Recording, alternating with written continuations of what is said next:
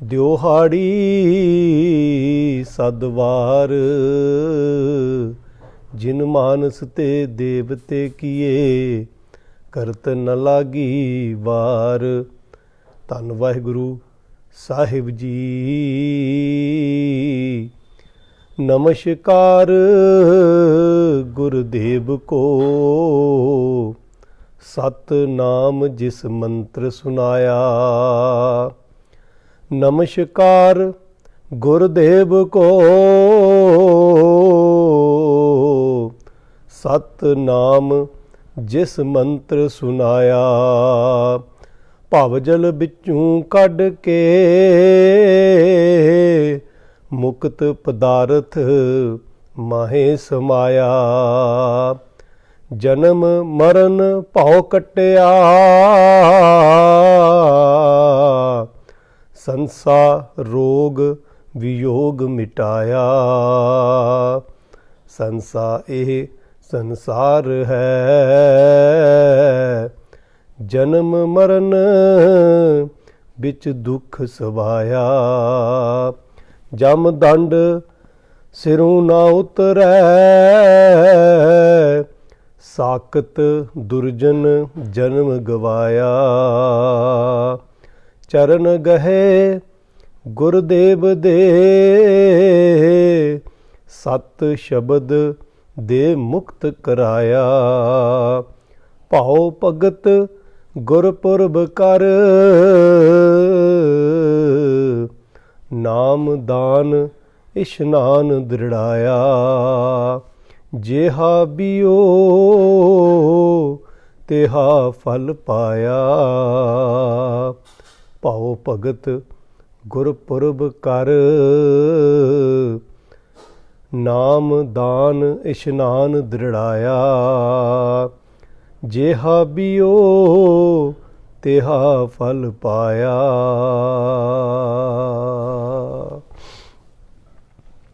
ਪਰਮ ਸਨਮਾਨਯੋਗ ਗੁਰੂ ਰੂਪ ਸਾਧ ਸੰਗਤ ਜੀਓ, ਆਓ ਜੋ ਨਿੱਤਾ ਪ੍ਰਤੀ ਆਪਾਂ ਇਸ ਇੱਕ ਬਾਣੀ ਚੈਨਲ ਦੇ ਮਾਧਿਅਮ ਰਾਹੀਂ ਘਰੋਂ ਘਰੀ ਦੂਰ ਦਰੇੜੇ ਬੈਠ ਕੇ ਗੁਰੂ ਸ਼ਬਦ ਦੀ ਵਿਚਾਰ ਦੇ ਨਾਲ ਜੁੜਨ ਦਾ ਜੋ ਹੀਆ ਆਪਾਂ ਸਾਰੇ ਕਰਦੇ ਹਾਂ, ਉਸੇ ਹੀ ਲੜੀ ਦੇ ਵਿੱਚ ਸਤਿਗੁਰੂ ਨਾਨਕ ਸਾਹਿਬ ਜੀ ਮਹਾਰਾਜ ਜੋ ਜਿਨ੍ਹਾਂ ਦਾ ਪਾਵਨ ਪਵਿੱਤਰ ਪ੍ਰਕਾਸ਼ ਦਿਹਾੜਾ ਜੋ ਇਹ ਜਿਹੜੇ ਦਿਨ ਚੱਲ ਰਹੇ ਹਨ, ਸਤਿਗੁਰੂ ਸੱਚੇ ਪਾਤਸ਼ਾਹ ਜੀ ਦੇ ਆਗਮਨ ਦੇ, ਆਪਾਂ ਸਾਰੇ ਹੀ ਜੁੜ ਮਿਲ ਕੇ ਇਸ ਵਿਚਾਰ ਦੇ ਨਾਲ ਜੁੜੀਏ।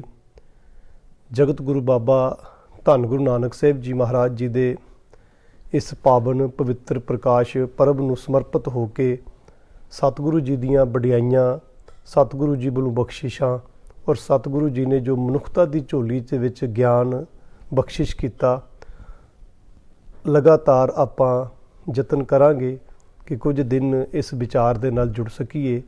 ਸੋ ਆਓ ਵਿਚਾਰ ਆਰੰਭ ਕਰਨ ਤੋਂ ਪਹਿਲਾਂ ਕਲਗੀਧਰ ਪਿਤਾ ਗੁਰੂ ਗੋਬਿੰਦ ਸਿੰਘ ਜੀ ਵੱਲੋਂ ਬਖਸ਼ਿਸ਼ ਕੀਤੀ ਫਤਿਹ ਨਾਲ ਸਾਂਝ ਪਾਈਏ, ਫਿਰ ਵਿਚਾਰਾਂ ਦੀ ਆਰੰਭਤਾ ਕਰਦੇ ਹਾਂ।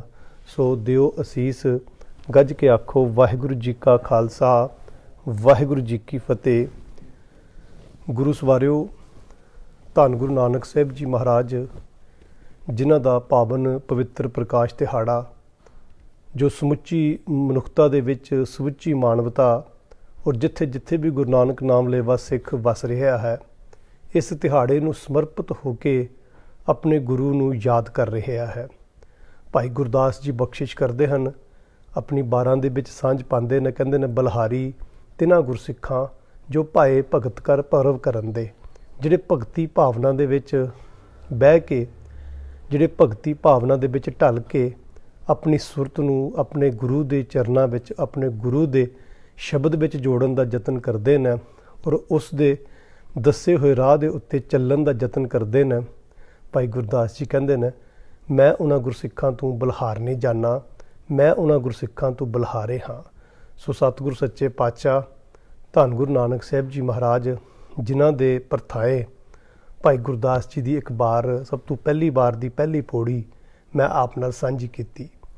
ਭਾਈ ਗੁਰਦਾਸ ਜੀ ਬਖਸ਼ਿਸ਼ ਕਰਦੇ ਨੇ ਕਿ ਨਮਸਕਾਰ ਗੁਰਦੇਵ ਕੋ ਸਤਨਾਮ ਜਿਸ ਮੰਤਰ ਸੁਨਾਇਆ। ਕਹਿੰਦੇ ਇਹੋ ਜਿਹੇ ਗੁਰਦੇਵ ਨੂੰ ਨਮਸਕਾਰ ਹੈ। ਮੇਰੇ ਮਨ ਦੇ ਮੇਰੇ ਭਾਵਨਾ ਦੇ ਨਾਲ ਮੈਂ ਐਸੇ ਗੁਰੂ ਨੂੰ ਨਤਮਸਤਕ ਹਾਂ। ਕਿਸ ਗੁਰੂ ਨੂੰ? ਜਿਸ ਗੁਰੂ ਨੇ ਮੈਨੂੰ ਸਤਨਾਮ ਦਾ ਮੰਤਰ, ਸਤਨਾਮ ਦੇ ਧੁਨੀ, ਸਤਨਾਮ ਦੀ ਗੱਲ ਮੇਰੇ ਨਾਲ ਸਾਂਝੀ ਕੀਤੀ। ਮੈਨੂੰ ਇੱਕ ਰੱਬ, ਇੱਕ ਪਰਮਾਤਮਾ, ਇੱਕ ਪਰਮੇਸ਼ਵਰ ਨਾਲ ਜੋੜਿਆ। ਐਸੇ ਗੁਰੂ ਨੂੰ ਮੈਂ ਬਲਵਲ ਜਾਨਾ, ਬਲਹਾਰੇ ਜਾਨਾ। ਐਸੇ ਗੁਰੂ ਨੂੰ ਮੈਂ ਨਮਨ ਕਰਦਾ। ਨਮਸਕਾਰ ਡੰਡੋਤ ਬੰਦਨ ਅਨਕ ਬਾਰ ਸਲਵ ਕਰਾਂ ਸਮਰੱਥ। ਇਹੋ ਜਿਹੇ ਗੁਰੂ ਨੂੰ ਕਹਿੰਦੇ ਮੈਂ ਡੰਡੋਤ ਕਰਦਾ ਹਾਂ, ਬੰਦਨਾ ਕਰਦਾ ਹਾਂ। ਜਗਤ ਗੁਰੂ ਬਾਬਾ ਧੰਨ ਗੁਰੂ ਨਾਨਕ ਸਾਹਿਬ ਜੀ ਮਹਾਰਾਜ, ਜਿਨ੍ਹਾਂ ਦੇ ਪਰਥਾਏ ਭਾਈ ਗੁਰਦਾਸ ਜੀ ਨੇ ਆਪਣੀਆਂ 12 ਦੇ ਵਿੱਚ ਬਹੁਤ ਖੂਬਸੂਰਤ ਸਾਡੇ ਨਾਲ ਸਾਂਝ ਪਾਈ ਹੈ, ਜਿਹਦੇ ਵਿੱਚ ਸਤਿਗੁਰੂ ਨਾਨਕ ਸਾਹਿਬ ਜੀ ਮਹਾਰਾਜ ਦੇ ਪਰਥਾਏ ਬਖਸ਼ਿਸ਼ ਕਰਦੇ ਨੇ। ਸਤਿਗੁਰੂ ਨਾਨਕ ਪ੍ਰਗਟਿਆ ਮਿੱਟੀ ਧੁੰਦ ਜਗ ਚਾਨਣ ਹੋਆ।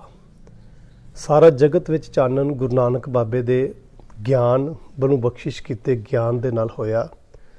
ਸਤਿਗੁਰੂ ਨਾਨਕ ਪ੍ਰਗਟਿਆ। ਜਦੋਂ ਗੁਰੂ ਨਾਨਕ ਬਾਬੇ ਦੀ ਆਮਦ ਹੋਈ, ਸਤਿਗੁਰੂ ਨਾਨਕ ਸਾਹਿਬ ਜੀ ਮਹਾਰਾਜ ਇਸ ਸੰਸਾਰ ਦੇ ਵਿੱਚ ਆਏ ਤੇ ਭਾਈ ਗੁਰਦਾਸ ਜੀ ਕਹਿਣ ਲੱਗੇ ਜਿਹੜੀ ਅਗਿਆਨਤਾ ਦੀ ਹਨੇਰਾ ਸੀ ਨਾ, ਉਹ ਮਿਟ ਗਿਆ। ਲੋਕਾਂ ਦੇ ਅੰਦਰ ਪਸਰਿਆ ਹੋਇਆ ਸਦੀਆਂ ਪੁਰਾਣਾ ਹਨੇਰਾ ਸਤਿਗੁਰੂ ਨਾਨਕ ਸਾਹਿਬ ਜੀ ਮਹਾਰਾਜ ਜੀ ਨੇ ਹੂੰਜ ਕੇ ਬਾਹਰ ਸੁੱਟ ਦਿੱਤਾ। ਐਸੇ ਗੁਰੂ ਕੋ ਬਲ ਜਾਈਏ, ਬਲਹਾਰਨੇ ਜਾਈਏ, ਜਿਹੜਾ ਆਪ ਮੁਕਤ ਮੁਹਤਾਰੇ, ਜਿਹੜਾ ਆਪ ਵੀ ਮੁਕਤ ਹੈ ਤੇ ਸਾਨੂੰ ਵੀ ਤਾਰਨ ਦੀ ਤਾਕਤ ਰੱਖਦਾ। ਇਹੋ ਜਿਹੇ ਗੁਰੂ ਤੋਂ ਬਲਹਾਰਨੇ ਜਾਣਾ। ਗੁਰੂ ਪਿਆਰੀ ਸਾਧ ਸੰਗਤ ਜੀਓ, ਧੰਨ ਗੁਰੂ ਨਾਨਕ ਸਾਹਿਬ ਜੀ ਮਹਾਰਾਜ ਜੀ ਦਾ ਅਸੀਂ ਅੱਜ ਤੋਂ 2 ਸਾਲ ਪਹਿਲਾਂ ਪਾਵਨ ਪਵਿੱਤਰ 550 ਸਾਲਾ ਪ੍ਰਕਾਸ਼ ਦਿਹਾੜਾ ਸਾਰਿਆਂ ਨੇ ਰਲ ਮਿਲ ਕੇ ਮਨਾਇਆ। ਔਰ ਮੈਂ ਅਕਸਰ ਇੱਕ ਬੇਨਤੀ ਕੀਤੀ ਕਿ 550 ਸਾਲਾ ਜਦੋਂ ਆਪਾਂ ਮਨਾ ਰਹੇ ਸੀ ਤੇ ਉਸ ਤੋਂ ਬਾਅਦ ਜਿਹੜਾ ਇਹ 2 ਸਾਲ ਦਾ ਪੀਰੀਅਡ ਅਸੀਂ ਵੇਖਿਆ, ਜਿਸ ਪੀਰੀਅਡ ਦੇ ਵਿੱਚ ਅਸੀਂ ਲੰਘੇ ਹਾਂ, ਕਿ ਹੁਣ ਜਿੱਥੇ 550 ਸਾਲ ਤੋਂ ਬਾਅਦ ਇਹ 552ਵਾਂ ਸਾਲ ਧੰਨ ਗੁਰੂ ਨਾਨਕ ਸਾਹਿਬ ਜੀ ਮਹਾਰਾਜ ਦੀ ਆਮਦ ਦਾ ਹੈ। ਇੱਕ ਗੱਲ ਵੱਲ ਜ਼ਰੂਰ ਅਸੀਂ ਝਾਂਤ ਮਾਰੀਏ ਕਿ ਕੀ ਵਾਕਿਆ ਹੀ ਅਸੀਂ 550 ਸਾਲ ਗੁਰੂ ਦਾ ਸੰਗ ਕਰ ਲਿਆ ਹੈ? ਕਿ ਸਾਡੇ ਜੀਵਨ ਦੇ ਵਿੱਚ ਗੁਰੂ ਦਾ ਸੰਗ 550 ਸਾਲ ਹੋ ਗਿਆ ਹੈ? ਪ੍ਰਿੰਸੀਪਲ ਸਤਵੀਰ ਸਿੰਘ ਜੀ ਦੀ ਪੁਸਤਕ ਮੈਂ ਪੜ੍ਹੀ, ਇੱਕ ਬੜੀ ਕੀਮਤੀ ਗੱਲ ਉਹਨਾਂ ਨੇ ਸਾਂਝੀ ਕੀਤੀ। ਉਹਨਾਂ ਨੇ ਉਸ ਪੁਸਤਕ ਦਾ ਜਿਹੜਾ ਨਾਮ ਰੱਖਿਆ, ਉਹ ਨਾਮ ਉਹਨਾਂ ਨੇ ਇਹ ਗੱਲ ਕਹੀ ਕਿ ਧੰਨ ਗੁਰੂ ਨਾਨਕ ਸਾਹਿਬ ਜੀ ਮਹਾਰਾਜ ਜੀ ਦੇ ਬਾਰੇ 'ਚ ਜਦੋਂ 6ਵੀਂ ਐਡੀਸ਼ਨ ਉਹ ਛਪਾਉਣ ਲੱਗੇ ਨਾ ਉਸ ਪੁਸਤਕ ਦੀ, ਤੇ ਪੁਸਤਕ ਦੇ ਵਿੱਚ ਉਹ ਲਿਖਦੇ ਨੇ ਅਖੀਰ ਵਿੱਚ ਜਾ ਕੇ ਧੰਨ ਗੁਰੂ ਨਾਨਕ ਸਾਹਿਬ ਜੀ ਮਹਾਰਾਜ ਦੇ ਪਰਥਾਏ ਕਿ ਜਦੋਂ ਉਹਨਾਂ ਦਾ ਜੀਵਨ ਕਹਿੰਦੇ ਮੈਂ ਸਮਝਿਆ, ਜਦੋਂ ਮੈਂ ਉਹਨਾਂ ਦਾ ਜੀਵਨ ਵੇਖਿਆ ਤੇ ਕਹਿਣ ਲੱਗੇ ਮੇਰੇ ਕੋਲ ਲਗਾਤਾਰ ਇਹ ਮੇਰੇ ਅੰਦਰ ਇੱਕ ਵਿਚਾਰ ਆਈ, ਇੱਕ ਗੱਲ ਆਈ ਕਿ ਗੁਰੂ ਨਾਨਕ ਬਾਬੇ ਨੂੰ ਕਥਨਾ ਕਰੜਾ ਸਾਰ, ਸਤਿਗੁਰੂ ਜੀ ਦਾ ਜੀਵਨ ਕਥਨ ਕਰਨਾ, ਸਤਿਗੁਰੂ ਜੀ ਦੇ ਜੀਵਨ ਨੂੰ ਸਮਝਣਾ, ਇਹ ਸਤਿਗੁਰੂ ਨਾਨਕ ਸਾਹਿਬ ਜੀ ਮਹਾਰਾਜ ਵੱਲੋਂ ਬਖਸ਼ਿਸ਼ ਕਹਿਣ ਲੱਗੇ ਇਹ ਕਥਨਾ ਕਰੜਾ ਸਾਰ ਹੈ। ਬਹੁਤ ਔਖੀ ਗੱਲ ਹੈ, ਕਿਉਂਕਿ ਧੰਨ ਗੁਰੂ ਨਾਨਕ ਸਾਹਿਬ ਜੀ ਮਹਾਰਾਜ ਦਾ ਜੀਵਨ ਜਦੋਂ ਅਸੀਂ ਵੇਖਦੇ ਹਾਂ, ਪੜ੍ਹਦੇ ਹਾਂ ਤੇ ਵਿਚਾਰਨ ਦਾ ਯਤਨ ਕਰਦੇ ਹਾਂ, ਤੇ ਤਾਂ ਹੀ ਤੇ ਭਲਿਓ ਬਾਣੀ ਦੇ ਅੰਦਰ ਭੱਟ ਸਾਹਿਬਾਨ, ਭਾਈ ਸੱਤਾ ਅਤੇ ਬਲਵੰਡ, ਇਹਨਾਂ ਗੁਰਸਿੱਖਾਂ ਨੇ ਸਤਿਗੁਰੂ ਨਾਨਕ ਸਾਹਿਬ ਜੀ ਮਹਾਰਾਜ ਦੀ ਤਾਰੀਫ ਵਜੋਂ ਇਹ ਗੱਲ ਵੀ ਉਹਨਾਂ ਨੇ ਸਾਂਝੀ ਕੀਤੀ, ਆਪ ਨਾਰਾਇਣ ਕਲਾ ਧਾਰ ਜਗ ਮੈਂ ਪਰਵਰਿਓ। ਰੱਬ ਨੇ ਆਪਣਾ ਜਦੋਂ ਰੂਪ ਧਾਰਨ ਕੀਤਾ, ਆਪਣਾ ਆਪ ਜਦੋਂ ਕਿਤੇ ਕਿਸੇ ਜਗ੍ਹਾ ਟਿਕਾਣ ਦਾ ਯਤਨ ਕੀਤਾ, ਉਹ ਹਿਰਦਾ ਘਰ ਸੀ, ਉਹ ਸੁਰਤ ਸੀ ਬਾਬੇ ਨਾਨਕ ਦੀ, ਉਹ ਸਰੀਰ ਸੀ ਬਾਬੇ ਨਾਨਕ ਦੇ ਰੂਪ ਵਿੱਚ। ਉਹ ਅਕਾਲ ਪੁਰਖ ਪਰਮਾਤਮਾ ਪਰਮੇਸ਼ਵਰ ਇਸ ਧਰਤੀ 'ਤੇ ਆਇਆ। ਜਦੋਂ ਸਤਿਗੁਰੂ ਨਾਨਕ ਸਾਹਿਬ ਜੀ ਮਹਾਰਾਜ ਦੇ ਜੀਵਨ ਨੂੰ ਅਸੀਂ ਪੜਚੋਲਣ ਦਾ ਯਤਨ ਕਰਦੇ ਹਾਂ ਤੇ ਸਤਿਗੁਰੂ ਨਾਨਕ ਸਾਹਿਬ ਜੀ ਮਹਾਰਾਜ ਜੀ ਨੇ ਬੜੀ ਸਪਸ਼ਟਤਾ ਦੇ ਨਾਲ ਮਨੁੱਖਤਾ ਨੂੰ ਇੱਕ ਸ਼ਬਦ ਦੇ ਨਾਲ ਜੋੜਿਆ, ਇੱਕ ਵਿਚਾਰ ਦੇ ਨਾਲ ਜੋੜਿਆ, ਤਾਂ ਕਿ ਮਨੁੱਖਤਾ ਉਸ ਰੱਬ ਪਰਮਾਤਮਾ ਪਰਮੇਸ਼ਵਰ ਨਾਲ ਜੁੜ ਸਕੇ। ਇਹ ਗੁਰੂ ਨਾਨਕ ਬਾਬੇ ਦਾ ਪ੍ਰਯੋਜਨ ਸੀ। ਸਤਿਗੁਰੂ ਸੱਚੇ ਪਾਤਸ਼ਾਹ ਧੰਨ ਗੁਰੂ ਨਾਨਕ ਸਾਹਿਬ ਜੀ ਮਹਾਰਾਜ ਜਿਸ ਵੇਲੇ ਇਸ ਸੰਸਾਰ ਦੇ ਵਿੱਚ ਆਏ ਨਾ, ਤੇ ਜਦੋਂ ਵਕਤੀ ਹਾਲਾਤ ਧੰਨ ਗੁਰੂ ਨਾਨਕ ਸਾਹਿਬ ਜੀ ਮਹਾਰਾਜ ਜੀ ਨੇ ਦੇਖੇ, ਅਸੀਂ ਸਤਿਗੁਰੂ ਜੀ ਦੇ ਜੀਵਨ ਦੀ ਲੜੀਵਾਰ ਵਿਚਾਰ ਕਰਨ ਦਾ ਯਤਨ ਕਰਨਾ। ਔਰ ਇਸ ਵਿਚਾਰ ਦੇ ਵਿੱਚ ਸਭ ਤੋਂ ਪਹਿਲਾਂ ਸਤਿਗੁਰੂ ਨਾਨਕ ਸਾਹਿਬ ਜੀ ਮਹਾਰਾਜ ਜੀ ਨੇ ਉਸ ਸਮੇਂ ਦੇ ਹਾਲਾਤਾਂ ਨੂੰ ਕਿਵੇਂ ਵੇਖਿਆ, ਸਤਿਗੁਰੂ ਜੀ ਦੇ ਅਸੀਂ ਸ਼ਲੋਕ ਅੰਦਰ ਇੱਕ ਵਿਚਾਰ ਪੜ੍ਹਦੇ ਹਾਂ, ਗੱਲ ਪੜ੍ਹਦੇ ਹਾਂ। ਸਤਿਗੁਰੂ ਜੀ ਬਖਸ਼ਿਸ਼ ਕਰਦੇ ਨੇ, ਕਹਿੰਦੇ ਉਸ ਵੇਲੇ ਜਿਹੜੇ ਹਾਲਾਤ ਬਣੇ ਹੋਏ ਸੀ, ਜੋ ਜੀ ਬਖਸ਼ਿਸ਼ ਕਰਦੇ ਨੇ, ਕਲ ਕਾਤੀ ਰਾਜੇ ਕਸਾਈ ਧਰਮ ਪੰਖ ਕਰ ਉੱਡ ਰਿਹਾ। ਜਿਹੜਾ ਕਲਯੁਗ ਸੁਭਾਅ ਸੀ ਨਾ, ਜਿਹੜਾ ਕਲ ਕਾਤੀ ਰਾਜੇ ਕਸਾਈ, ਉਸ ਵੇਲੇ ਬੜੇ ਜ਼ੋਰ ਤੇ ਪਸਰਿਆ ਹੋਇਆ ਸੀ। ਤੇ ਜਿਹੜੇ ਰਾਜੇ ਸਨ ਉਹ ਕਸਾਈਆਂ ਵਾਲਾ ਕੰਮ ਕਰ ਰਹੇ ਸਨ। ਸਤਿਗੁਰੂ ਨਾਨਕ ਸਾਹਿਬ ਮਹਾਰਾਜ ਆਪ ਬਖਸ਼ਿਸ਼ ਕਰਦੇ ਨੇ, ਬਾਣੀ ਦੇ ਅੰਦਰ ਕਹਿਣ ਲੱਗੇ, ਰਾਜੇ ਕਸਾਈ ਬਣ ਚੁੱਕੇ ਸਨ, ਧਰਮ ਪੰਖ ਕਰ ਉੱਡ ਰਿਹਾ। ਤੇ ਜਿਹੜਾ ਧਰਮ ਸੀ ਉਹ ਆਮ ਲੋਕਾਂ ਦੇ ਵਿੱਚੋਂ ਖੰਭ ਲਾ ਕੇ ਉੱਡ ਚੁੱਕਿਆ ਸੀ। ਧਰਮ ਦੀ ਅਸਲ ਪਰਿਭਾਸ਼ਾ, ਅਸਲ ਗਿਆਨ ਦੁਨੀਆ ਦੇ ਲੋਕਾਂ ਨੂੰ ਨਹੀਂ ਸਮਝ ਆ ਰਿਹਾ ਸੀ। ਸੰਗਤ ਜੀ, ਇੱਕ ਗੱਲ ਮੈਂ ਤੁਹਾਡੇ ਨਾਲ ਜ਼ਰੂਰ ਸਾਂਝੀ ਕਰਦਾ ਜਾਵਾਂ ਕਿ ਅਗਰ ਅਸੀਂ ਅੱਜ ਵੀ ਧਰਮ ਦੇ ਅਰਥ ਵਿਚਾਰਨੇ ਹੋਣ ਨਾ, ਅਸਲ ਦੇ ਵਿੱਚ ਧਰਮ ਦੇ ਅਰਥ ਕੀ ਨੇ, ਤੇ ਅਸੀਂ ਬਹੁਤ ਵਾਰ ਇਹ ਭੁਲੇਖਾ ਵੀ ਖਾ ਜਾਂਦੇ ਹਾਂ। ਬਹੁਤ ਵਾਰ ਇਹ ਸਾਨੂੰ ਗਲਤੀ ਵੀ ਸਾਡੇ ਤੋਂ ਹੋ ਜਾਂਦੀ ਹੈ ਕਿ ਧਰਮ ਦੇ ਅਰਥ ਕੀ ਨੇ। ਅਸੀਂ ਧਰਮ ਨੂੰ ਮਜ਼ਹਬ ਸਮਝ ਲੈਂਦੇ ਹਾਂ। ਧਰਮ ਨੂੰ ਅਸੀਂ ਵੱਖ-ਵੱਖ, ਜਿਸ ਤਰ੍ਹਾਂ ਅਸੀਂ ਕਹਿੰਦੇ ਹਾਂ ਇੱਕ ਸਿੱਖ ਧਰਮ ਹੈ, ਕੋਈ ਈਸਾਈ ਧਰਮ ਹੈ, ਕਿਤੇ ਅਸੀਂ ਇਸਲਾਮ ਧਰਮ ਦੀ ਗੱਲ ਕਰਨੇ ਹਾਂ, ਕਿਤੇ ਅਸੀਂ ਸਨਾਤਨ ਮਤ ਕਹਿ ਦਿੰਦੇ ਹਾਂ। ਧਰਮ ਅਸਲ ਦੇ ਵਿੱਚ, ਮਨੁੱਖਤਾ ਦੇ ਵਿੱਚ ਜਿਹੜਾ ਧਰਮ ਦੇ ਅਸਲ ਅਰਥ ਹੁੰਦੇ ਨੇ, ਜੋ ਗੁਰਬਾਣੀ ਨੇ ਸਾਨੂੰ ਸਾਡੇ ਨਾਲ ਸਾਂਝੇ ਕੀਤੇ ਨੇ, ਕਿ ਰੱਬ ਪਰਮਾਤਮਾ ਪਰਮੇਸ਼ਵਰ ਦਾ ਨਾਮ ਜਪਣਾ, ਸਗਲ ਧਰਮ ਮੇ श्रेष्ठ ਧਰਮ ਹਰ ਕੋ ਨਾਮ, ਜਪ ਨਿਰਮਲ ਕਰਮ। ਨਿਰਮਲ ਕਰਮ ਕਰਨੇ, ਜੀਵਨ ਜੀਣ ਦੀ ਜਾਂਚ ਧਰਮ ਦੱਸਦਾ ਹੈ। ਸੱਚ ਵਿੱਚ ਕਿਸ ਤਰ੍ਹਾਂ ਅਸੀਂ ਜ਼ਿੰਦਗੀ ਜੀਣੀ ਹੈ, ਹਾਊ ਟੂ ਲਿਵ, ਕਿਸ ਤਰੀਕੇ ਨਾਲ ਅਸੀਂ ਆਪਣੀ ਜ਼ਿੰਦਗੀ ਬਸਰ ਕਰਨੀ ਹੈ, ਇਹ ਧਰਮ ਸਾਨੂੰ ਇਸ ਦਾ ਗਿਆਨ ਦਿੰਦਾ ਹੈ, ਇਹ ਧਰਮ ਸਾਨੂੰ ਦੱਸਦਾ ਹੈ। ਪਰ ਧਰਮ ਨੂੰ ਅਸੀਂ ਮਜ਼ਹਬੀ ਰੰਗਨ ਦੇ ਕੇ ਤੇ ਮਨੁੱਖਤਾ ਦੇ ਵਿੱਚ ਅਸੀਂ ਵੰਡੀਆਂ ਪਾ ਦਿੱਤੀਆਂ। ਔਰ ਧਰਮ ਦੇ ਨਾਂ ਦੇ ਉੱਤੇ ਜਿਤਨਾ ਮਨੁੱਖਤਾ ਦਾ ਖੂਨ ਵਹਿਆ, ਧਰਮ ਦੇ ਨਾਂ ਦੇ ਉੱਤੇ ਜਿਤਨੀਆਂ ਮਨੁੱਖਤਾ ਦੇ ਵਿੱਚ ਵੰਡੀਆਂ ਪਈਆਂ, ਸ਼ਾਇਦ ਹੀ ਕਿਸੇ ਹੋਰ ਗੱਲ ਦੇ ਖਾਤਰ ਨਹੀਂ ਪਈਆਂ ਹੋਣਗੀਆਂ। ਸੋ ਸਤਿਗੁਰੂ ਨਾਨਕ ਸਾਹਿਬ ਜੀ ਮਹਾਰਾਜ ਜੀ ਨੇ ਇਸ ਰਮਜ ਨੂੰ ਸਮਝਿਆ, ਇਸ ਨਬਜ਼ ਨੂੰ ਫੜਿਆ, ਔਰ ਇਸ ਗੱਲ ਨੂੰ ਉਹਨਾਂ ਨੇ ਬੜੇ ਗਹਿਰੇ ਢੰਗ ਦੇ ਨਾਲ ਸੋਚ ਵਿਚਾਰ ਵਿੱਚ ਲਿਆ ਕੇ ਮੇਰੇ ਸਤਿਗੁਰੂ ਜੀ ਨੇ ਇਹ ਗੱਲ ਸਾਂਝੀ ਕੀਤੀ। ਕਹਿਣ ਲੱਗੇ, ਕਲ ਕਾਤੀ ਰਾਜੇ ਕਸਾਈ ਧਰਮ ਪੰਖ ਕਰ ਉੱਡ ਰਿਹਾ, ਕੂੜ ਅਮਾਬਸ ਸੱਚ ਚੰਦਰਮਾ ਦੀਸੇ ਨਾਹੀਂ ਕਹਿ ਚੜਿਆ। ਕਹਿੰਦੇ ਕਾਲੀ ਹਨੇਰੀ ਵਹਿਮਾਂ ਭਰਮਾਂ ਦੀ ਇੱਕ ਰਾਤ ਦੁਨੀਆ ਦੇ ਵਿੱਚ ਛਾਈ ਹੋਈ ਹੈ। ਕੂੜ ਅਮਾਬਸ, ਸੱਚ ਚੰਦਰਮਾ, ਸੱਚ ਦਾ ਚੰਦਰਮਾ ਕਹਿੰਦੇ ਨਿਗਾਹ ਨਜ਼ਰ ਨਹੀਂ ਆ ਰਿਹਾ ਕਿਤੇ, ਕੋਈ ਐਸੀ ਕਿਰਨ ਨਿਗਾਹ ਵਿੱਚ ਨਹੀਂ ਆ ਰਹੀ, ਨਜ਼ਰ ਵਿੱਚ ਨਹੀਂ ਆ ਰਹੀ ਕਿ ਜਿਹੜੀ ਕਿਰਨ ਦੁਨੀਆ ਦੇ ਲੋਕਾਂ ਨੂੰ ਪ੍ਰਕਾਸ਼ ਤੱਕ ਲੈ ਕੇ ਜਾ ਸਕੇ। ਸਤਿਗੁਰੂ ਨਾਨਕ ਸਾਹਿਬ ਜੀ ਮਹਾਰਾਜ ਕਹਿਣ ਲੱਗੇ, ਕੂੜ ਅਮਾਬਸ ਸੱਚ ਚੰਦਰਮਾ ਦੀਸੇ ਨਾਹੀਂ ਕਹਿ ਚੜਿਆ। ਕਿੱਥੇ ਹੈ ਸੱਚ ਦਾ ਚੰਦਰਮਾ? ਹਰ ਪਾਸੇ ਤੇ ਕਾਲੀ ਗੌਰੀ ਹਨੇਰੀ ਰਾਤ ਨਜ਼ਰ ਆ ਰਹੀ ਹੈ। ਅਗਿਆਨਤਾ ਦਾ ਹਨੇਰਾ ਇਤਨਾ ਫੈਲਿਆ ਹੋਇਆ ਹੈ। ਸਤਿਗੁਰੂ ਨਾਨਕ ਸਾਹਿਬ ਜੀ ਮਹਾਰਾਜ ਕਹਿਣ ਲੱਗੇ, ਹਉ ਭਾਲ ਬਿਕੁੰਨੀ ਹੋਈ ਅੰਧੇਰੇ ਰਾਹ ਨਾ ਕੋਈ। ਕਹਿੰਦੇ ਮੈਂ ਬੜਾ ਵਿਆਕੁਲ ਹਾਂ, ਮੈਂ ਦੁਨੀਆ ਦੀ ਇਸ ਸਥਿਤੀ ਨੂੰ ਦੇਖ ਕੇ, ਦੁਨੀਆ ਦੇ ਇਸ ਵਰਤਾਰੇ ਨੂੰ ਦੇਖ ਕੇ ਕਹਿੰਦੇ ਮੈਂ ਬੜਾ ਵਿਆਕੁਲ ਹੋਇਆ, ਮੇਰਾ ਮਨ ਬੜਾ ਪਰੇਸ਼ਾਨ ਹੋਇਆ ਕਿ ਇਹ ਜੋ ਸਿਸਟਮ, ਇਹ ਜਿਹੜਾ ਵਰਤਾਰਾ ਵਰਤ ਰਿਹਾ ਹੈ ਸਮਾਜ ਦੇ ਵਿੱਚ, ਧਰਮ ਦੇ ਵਿੱਚ, ਭਾਵੇਂ ਹਰ ਇੱਕ ਜਿਹੜਾ ਖੇਤਰ ਸੀਗਾ ਉਸ ਵੇਲੇ ਜਿਹਦੇ ਵਿੱਚ ਇਹ ਵਰਤਾਰਾ ਵਰਤ ਰਿਹਾ ਸੀ ਨਾ, ਸਤਿਗੁਰੂ ਨਾਨਕ ਸਾਹਿਬ ਜੀ ਮਹਾਰਾਜ ਕਹਿਣ ਲੱਗੇ, ਹਉ ਭਾਲ ਬਿਕੁੰਨੀ ਹੋਈ ਅੰਧੇਰੇ ਰਾਹ ਨਾ ਕੋਈ। ਕੋਈ ਹਨੇਰੇ ਵਿੱਚ ਰਾਹ ਨਹੀਂ ਲੱਭ ਰਿਹਾ, ਕੋਈ ਕਿਤੇ ਕਿਰਨ ਨਜ਼ਰ ਨਹੀਂ ਸੀ ਆ ਰਹੀ। ਤੇ ਸਤਿਗੁਰੂ ਜੀ ਕਹਿਣ ਲੱਗੇ, ਦਰਅਸਲ ਗੱਲ ਪਤਾ ਕੀ ਸੀ ਕਿ ਹਰ ਇੱਕ ਬੰਦਾ ਵਿੱਚ ਹਉਮੈ ਕਰ ਦੁੱਖ ਰੋਈ। ਹਉਮੈ ਦਾ ਰੋਗ ਇਤਨਾ ਵਧਿਆ ਹੋਇਆ ਸੀ, ਹਉਮੈ ਦੀ ਇਤਨੀ ਵੱਡੀ ਬਿਮਾਰੀ ਦੁਨੀਆ ਦੇ ਲੋਕਾਂ ਨੂੰ ਚੰਬੜੀ ਹੋਈ ਸੀ। ਸਤਿਗੁਰੂ ਜੀ ਨੂੰ ਕਹਿਣਾ ਪਿਆ ਇਹ ਗੱਲ, ਕਹਿਣ ਲੱਗੇ, ਵਿੱਚ ਹਉਮੈ ਕਰ ਦੁੱਖ ਰੋਈ। ਹਰ ਬੰਦਾ ਹਉਮੈ ਦੇ ਵਿੱਚ ਦੁਖੀ ਸੀਗਾ, ਹਉਮੈ ਦੇ ਰੋਗ ਦੇ ਨਾਲ ਆਪਣਾ ਜੀਵਨ ਗ੍ਰਸਤ ਕਰਕੇ ਰੋਗਾਂ ਗ੍ਰਸਤ ਹੋਇਆ ਪਿਆ ਸੀ। ਧੰਨ ਗੁਰੂ ਨਾਨਕ ਸਾਹਿਬ ਜੀ ਮਹਾਰਾਜ ਕਹਿਣ ਲੱਗੇ, ਕਹੋ ਨਾਨਕ ਕਿਨ ਵਿਧ ਗਤ ਹੋਈ। ਕਹਿੰਦੇ ਇਹਨਾਂ ਦੀ ਗਤੀ ਕਿਵੇਂ ਹੋਵੇਗੀ, ਕਿਵੇਂ ਇਸ ਸੰਸਾਰ ਨੂੰ ਛੁਟਕਾਰਾ ਪ੍ਰਾਪਤ ਹੋਏਗਾ, ਕਿਵੇਂ ਇਹ ਸੰਸਾਰ, ਇਸ ਮਨੁੱਖਤਾ ਦੇ ਵਿੱਚ ਆ ਉਸ ਰੱਬ ਪਰਮਾਤਮਾ ਪਰਮੇਸ਼ਵਰ ਦਾ ਨਾਮ ਪਸਰੇਗਾ। ਤੇ ਇਹ ਜਿਹੜੇ ਲੋਕ ਸੰਸਾਰ ਦੇ ਵਿੱਚ ਆਏ ਹਨ ਮੁਕਤੀ ਹਾਸਲ ਕਰਨ ਦੇ ਲਈ, ਇਹਨਾਂ ਦੀ ਮੁਕਤੀ ਕਿਵੇਂ ਹੋਏਗੀ। ਸਤਿਗੁਰੂ ਨਾਨਕ ਸਾਹਿਬ ਜੀ ਮਹਾਰਾਜ ਇਹ ਸਵਾਲ ਸਾਂਝਾ ਕਰਦੇ ਨੇ, ਕਹੋ ਨਾਨਕ ਕਿਨ ਵਿਧ ਗਤ ਹੋਈ। याद रखियो, दो गल्लां सतगुरु नानक साहिब जी महाराज जी ने इस श्लोक विच सांझियां कीतियां ने। पहली गल, हौ भाल बिकुन्नी होई, अंधेरे राह ना कोई। कहंदे कि मैं व्याकुल हाँ, परेशान हाँ इस गल नूं वेख के कि अंधेरा राह है ते जिहदे विच दुनिया दे लोग चल रहे हैं, टक्करां मार रहे हैं। एक इत्थों निकलणगे किवें? इन्हां दी वाह कौन फड़ेगा? इन्हां नूं राह कौन दसेगा? ते क्योंकि जिहड़े धर्म दे आगूकार सन, जिहड़े अपने आप नूं धर्म दे मुखी कहंदे सन, ते सतगुरु नानक साहिब जी महाराज कहण लगे दरअसल तीन समाज दे विच ਉਹ लोग सन ਜਿਹੜੇ ਧਰਮ ਦੇ ਆਗੂਕਾਰ ਸਨ ਵੱਖ-ਵੱਖ ਫਿਰਕਿਆਂ ਦੇ।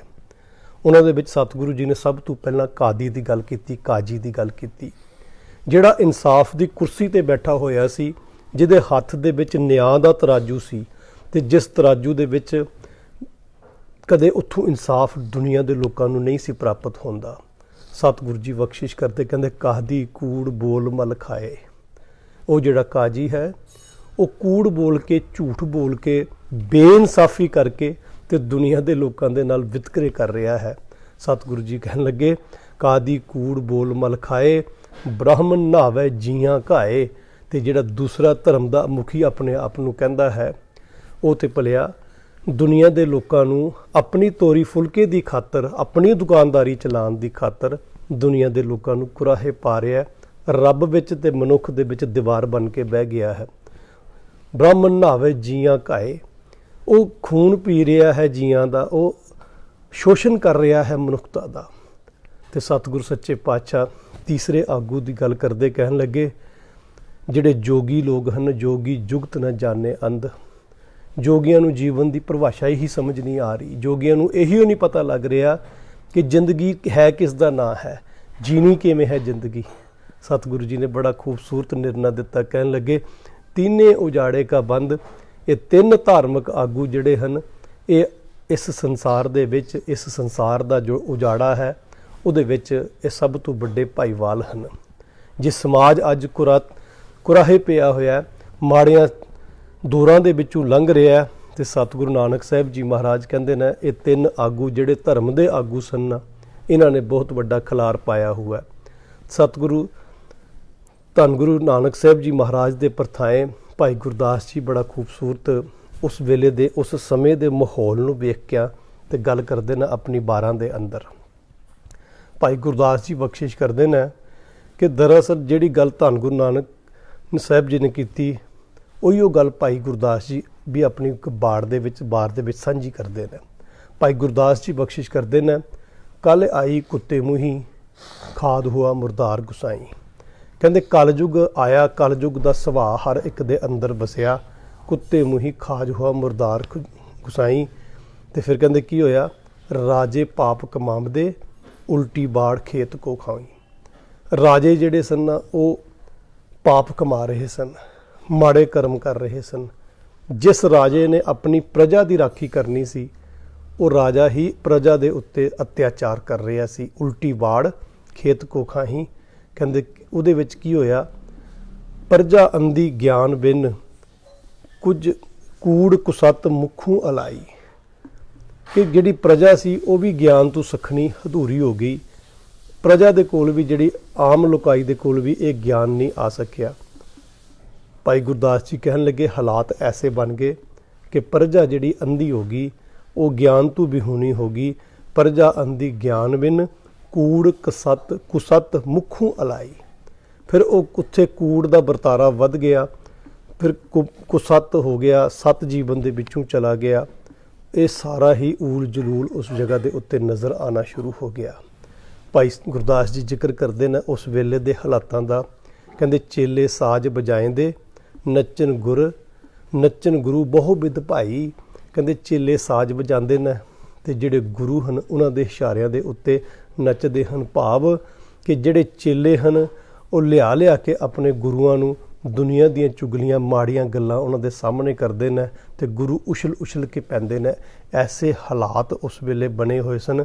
ਸੇਵਕ ਬੈਠਣ ਘਰਾਂ ਵਿੱਚ, ਗੁਰ ਉੱਠ ਘਰੀ ਤਿਨਾੜੇ ਜਾਈ। ਸੇਵਕ ਘਰਾਂ ਵਿੱਚ ਬੈਠੇ ਨੇ ਤੇ ਗੁਰੂ ਆਪ ਉੱਠ ਕੇ ਉਹਨਾਂ ਦੇ ਕੋਲ ਜਾਣਾ ਕੋਸ਼ਿਸ਼ ਕਰ ਰਹੇ ਨੇ। ਤੇ ਫਿਰ ਇਹੋ ਹੀ ਗੱਲ ਭਾਈ ਗੁਰਦਾਸ ਜੀ ਕਹਿੰਦੇ ਨੇ ਕਾਜੀ ਹੋਏ ਰਿਸ਼ਵਤੀ, ਵੱਡੀ ਲੈ ਕੇ ਹੱਕ ਗਵਾਈ। ਐਸਾ ਵਰਤਾਰਾ ਬਣਿਆ ਹੋਇਆ ਸੀ ਕਿ ਜਿੱਥੋਂ ਇਨਸਾਫ ਮਿਲਣਾ ਸੀ ਨਾ, ਜਿਸ ਕਾਜੀ ਨੇ ਇਨਸਾਫ ਕਰਨਾ ਸੀ, ਉਹ ਰਿਸ਼ਵਤ ਲੈਂਦਾ ਸੀ। ਕਿਸੇ ਦਾ ਹੱਕ ਦੂਜੇ ਨੂੰ ਦੇਣਾ, ਦੂਜੇ ਦਾ ਹੱਕ ਤੀਜੇ ਨੂੰ ਦੇ ਦੇਣਾ।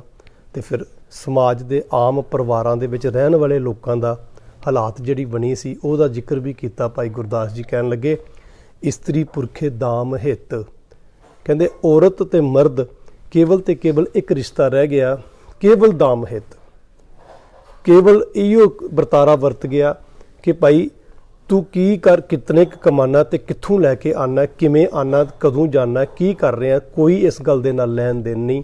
ਕੇਵਲ ਤੇ ਕੇਵਲ ਇਸ ਗੱਲ ਦੇ ਉੱਤੇ ਗੱਲ ਆ ਗਈ ਕਿ ਭਾਈ ਗੁਰਦਾਸ ਜੀ ਨੇ ਇਹ ਗਵਾਹੀ ਭਰੀ, ਇਸਤਰੀ ਪੁਰਖੇ ਦਾਮ ਹਿੱਤ, ਭਾਵੇਂ ਆਏ ਕਿਥਾਂ ਜਾਈ। ਕਹਿੰਦੇ ਜਿੱਥੋਂ ਮਰਜ਼ੀ ਆਏ, ਜਿੱਥੇ ਮਰਜ਼ੀ ਜਾਏ, ਬਸ ਇਹ ਦੱਸ ਕੇ ਤੂੰ ਕਮਾ ਕੇ ਕੀ ਲਿਆਇਆ, ਤੂੰ ਕੀਤਾ ਕੀ ਹੈ, ਤੂੰ ਕਿਹੜੇ ਕਰਮ ਕਰਕੇ ਤੇ ਇਹ ਜਿਹੜਾ ਮਾਇਆ ਕਮਾ ਕੇ ਲਿਆਂਦੀ ਭਲਿਆ, ਇਹ ਦੱਸਣ ਦੀ ਲੋੜ ਨਹੀਂ ਹੈ। ਇਹ ਦੱਸ ਲਿਆਂਦੀ ਕਿੰਨੀ ਹੈ। ਇਹੋ ਜਿਹਾ ਵਰਤਾਰਾ ਬਣ ਗਿਆ। ਵਰਤਿਆ ਪਾਪ ਸਵਸ ਜਗ ਮਾਹੀ। ਭਾਈ ਗੁਰਦਾਸ ਜੀ ਕਹਿੰਦੇ ਇਹੋ ਜਿਹਾ ਵਰਤਾਰਾ ਉਸ ਵੇਲੇ ਸਮਾਜ ਦੇ ਵਿੱਚ ਵਰਤ ਰਿਹਾ ਸੀ, ਜਿਸ ਵੇਲੇ ਧੰਨ ਗੁਰੂ ਨਾਨਕ ਸਾਹਿਬ ਜੀ ਮਹਾਰਾਜ ਇਸ ਸੰਸਾਰ ਦੇ ਵਿੱਚ ਆਏ। ਕਿਉਂਕਿ ਕੂੜ ਅਮਾਵਸ ਸੱਚ ਚੰਦਰਮਾ ਦੀਸੇ ਨਾਹੀ ਕਹਿ ਚੜਿਆ। ਕਿੱਥੇ ਚੜਿਆ, ਕੋਈ ਇਸ ਗੱਲ ਦਾ ਗਿਆਨ ਦੁਨੀਆ ਦੇ ਲੋਕਾਂ ਨੂੰ ਨਹੀਂ ਸੀ ਆ ਰਿਹਾ, ਨਹੀਂ ਸਮਝ ਆ ਰਹੀ ਸੀ। ਐਸੇ ਸਮੇਂ ਦੇ ਵਿੱਚ ਧੰਨ ਗੁਰੂ ਨਾਨਕ ਸਾਹਿਬ ਜੀ ਮਹਾਰਾਜ ਆਪ ਨਰਾਇਣ ਕਲਾ ਧਾਰ ਜਗ ਮੇ ਪਰਵਰਿਓ। ਸਤਿਗੁਰੂ ਨਾਨਕ ਸਾਹਿਬ ਜੀ ਮਹਾਰਾਜ ਦੁਨੀਆ ਦੇ ਵਿੱਚ ਆਏ। ਇਤਿਹਾਸਕਾਰਾਂ ਨੇ ਸਤਿਗੁਰੂ ਨਾਨਕ ਸਾਹਿਬ ਜੀ ਮਹਾਰਾਜ ਜੀ ਦਾ ਆਗਮਨ ਦਾ ਜਿਹੜਾ ਦਿਹਾੜਾ ਹੈ, ਉਹ ਵਿਸਾਖ ਦਾ ਮਹੀਨਾ 15 ਅਪ੍ਰੈਲ 1469 ਨਿਯੁਕਤ ਕੀਤਾ ਹੈ। ਔਰ ਅੱਜ ਅਸੀਂ ਧੰਨ ਗੁਰੂ ਨਾਨਕ ਸਾਹਿਬ ਜੀ ਮਹਾਰਾਜ ਜੀ ਦੇ ਪਾਵਨ ਪਵਿੱਤਰ ਪ੍ਰਕਾਸ਼ ਦਿਹਾੜੇ ਨੂੰ ਮਨਾ ਰਹੇ ਹਾਂ। ਸਤਿਗੁਰੂ ਜੀ ਦਾ ਆਗਮਨ ਮਹਿਤਾ ਕਲਿਆਣਦਾਸ ਜੀ ਅਤੇ ਮਾਤਾ ਤ੍ਰਿਪਤਾ ਜੀ ਦੇ ਘਰ ਰਾਏ ਭੋਏ ਦੀ ਤਲਵੰਡੀ ਦੇ ਵਿੱਚ ਸਤਿਗੁਰੂ ਨਾਨਕ ਸਾਹਿਬ ਜੀ ਮਹਾਰਾਜ ਇਸ ਸੰਸਾਰ ਦੇ ਵਿੱਚ ਆਉਂਦੇ ਨੇ। ਉਸ ਵੇਲੇ ਦੇ ਹਾਲਾਤਾਂ ਨੂੰ ਭਾਈ ਗੁਰਦਾਸ ਜੀ ਨੇ ਗੁਰੂ ਨਾਨਕ ਬਾਬੇ ਦੇ ਆਗਮਨ ਨੂੰ ਵੀ ਬੜਾ ਖੂਬਸੂਰਤ ਲਿਖਿਆ। ਉਹ ਕਹਿਣ ਲੱਗੇ, ਸਤਿਗੁਰੂ ਨਾਨਕ ਪ੍ਰਗਟਿਆ ਮਿੱਟੀ ਧੁੰਦ ਜਗ ਚਾਨਣ ਹੋਆ। ਗੁਰੂ ਨਾਨਕ ਪਾਤਸ਼ਾਹ ਸੰਸਾਰ ਵਿੱਚ ਆਏ, ਧੁੰਦ ਮਿਟ ਗਈ, ਅਗਿਆਨਤਾ ਦੀ ਹਨੇਰਾ ਮਿਟ ਗਿਆ, ਵਹਿਮਾਂ ਦਾ ਭਰਮਾਂ ਦਾ, ਅੰਦਰੋਂ ਗਿਆਨ ਪ੍ਰਗਟ ਹੋ ਗਿਆ। ਕਿਉਂਕਿ ਭਾਈ ਗੁਰਦਾਸ ਜੀ ਨੇ ਗੁਰੂ ਨਾਨਕ ਬਾਬੇ ਦੇ ਪ੍ਰਥਾਈ ਹੀ ਲਿਖਿਆ, ਕਹਿੰਦੇ ਜਿਉਂ ਘਰ ਸੂਰਜ ਨਿਕਲਿਆ ਤਾਰੇ ਛੱਪ ਹਨੇਰ ਪਲੋਆ। ਜਦੋਂ ਸੱਚ ਦਾ ਸੂਰਜ ਗੁਰੂ ਨਾਨਕ ਦੇ ਰੂਪ ਵਿੱਚ ਨਿਕਲਿਆ ਨਾ, ਤੇ ਜਿਹੜੇ ਹਨੇਰੇ ਤਾਰੇ ਸਨ ਨਾ, ਉਹ ਤਾਰੇ ਜਿਹੜਾ ਵਹਿਮਾਂ ਭਰਮਾਂ ਵਾਲਾ ਜਿਹੜਾ ਤਾਰੇ ਸਨ, ਜਿਹੜਾ ਹਨੇਰਾ ਸੀ, ਉਹ ਦੂਰ ਹੋ ਗਿਆ ਮਨੁੱਖਤਾ ਦੇ ਵਿੱਚੋਂ। ਗੁਰੂ ਨਾਨਕ ਬਾਬੇ ਦੀ ਇਤਨੀ ਰੋਸ਼ਨੀ, ਇਤਨੀ ਚਮਕ ਸਤਿਗੁਰੂ ਜੀ ਨੇ ਦੇ ਪ੍ਰਥਾਏ ਭਾਈ ਗੁਰਦਾਸ ਜੀ ਕਹਿੰਦੇ ਨੇ। ਕਹਿਣ ਲੱਗੇ, ਸਿੰਘ ਬੁਕੇ ਮਿਰਗਾਵਲੀ ਭੰਨੀ ਜਾਏ ਨਾ ਧੀਰ ਧਰੋਆ। ਜਦੋਂ ਧੰਨ ਗੁਰੂ ਨਾਨਕ ਸਾਹਿਬ ਜੀ ਮਹਾਰਾਜ ਜੀ ਨੂੰ ਸਿੰਘ ਆਖਿਆ, ਕਹਿਣ ਲੱਗੇ ਜਦੋਂ ਗੁਰੂ ਨਾਨਕ ਬਾਬਾ ਬੋਲਿਆ, ਜਦੋਂ ਗੁਰੂ ਨਾਨਕ ਪਾਤਸ਼ਾਹ ਜੀ ਨੇ ਦੁਨੀਆ ਦੇ ਲੋਕਾਂ ਦੇ ਨਾਲ ਡਾਇਲਾਗ, ਵਿਚਾਰ ਵਟਾਂਦਰੇ ਕੀਤੇ, ਉਸ ਵੇਲੇ ਜਿਹੜੇ ਭੰਨੀ ਜਾਏ ਨਾ ਧੀਰ ਧਰੋਇਆ, ਉਹ ਜਿਹੜੇ ਵਹਿਮਾਂ ਭਰਮਾਂ ਰੂਪੀ ਹਿਰਨ ਸਨ ਨਾ, ਉਹ ਭੱਜ ਗਏ। ਉੱਥੇ ਗੁਰੂ ਨਾਨਕ ਸਾਹਿਬ ਦੇ ਸਾਹਮਣੇ ਨਹੀਂ ਸਨ ਖੜੇ ਹੁੰਦੇ। ਤੇ ਸਤਿਗੁਰੂ ਨਾਨਕ ਸਾਹਿਬ ਜੀ ਮਹਾਰਾਜ ਦੇ ਪ੍ਰਥਾਏ, ਜਿੱਥੇ ਬਾਬਾ ਪੈਰ ਧਰੇ ਪੂਜਾ ਆਸਨ ਥਾਪਨ ਸੋਆ।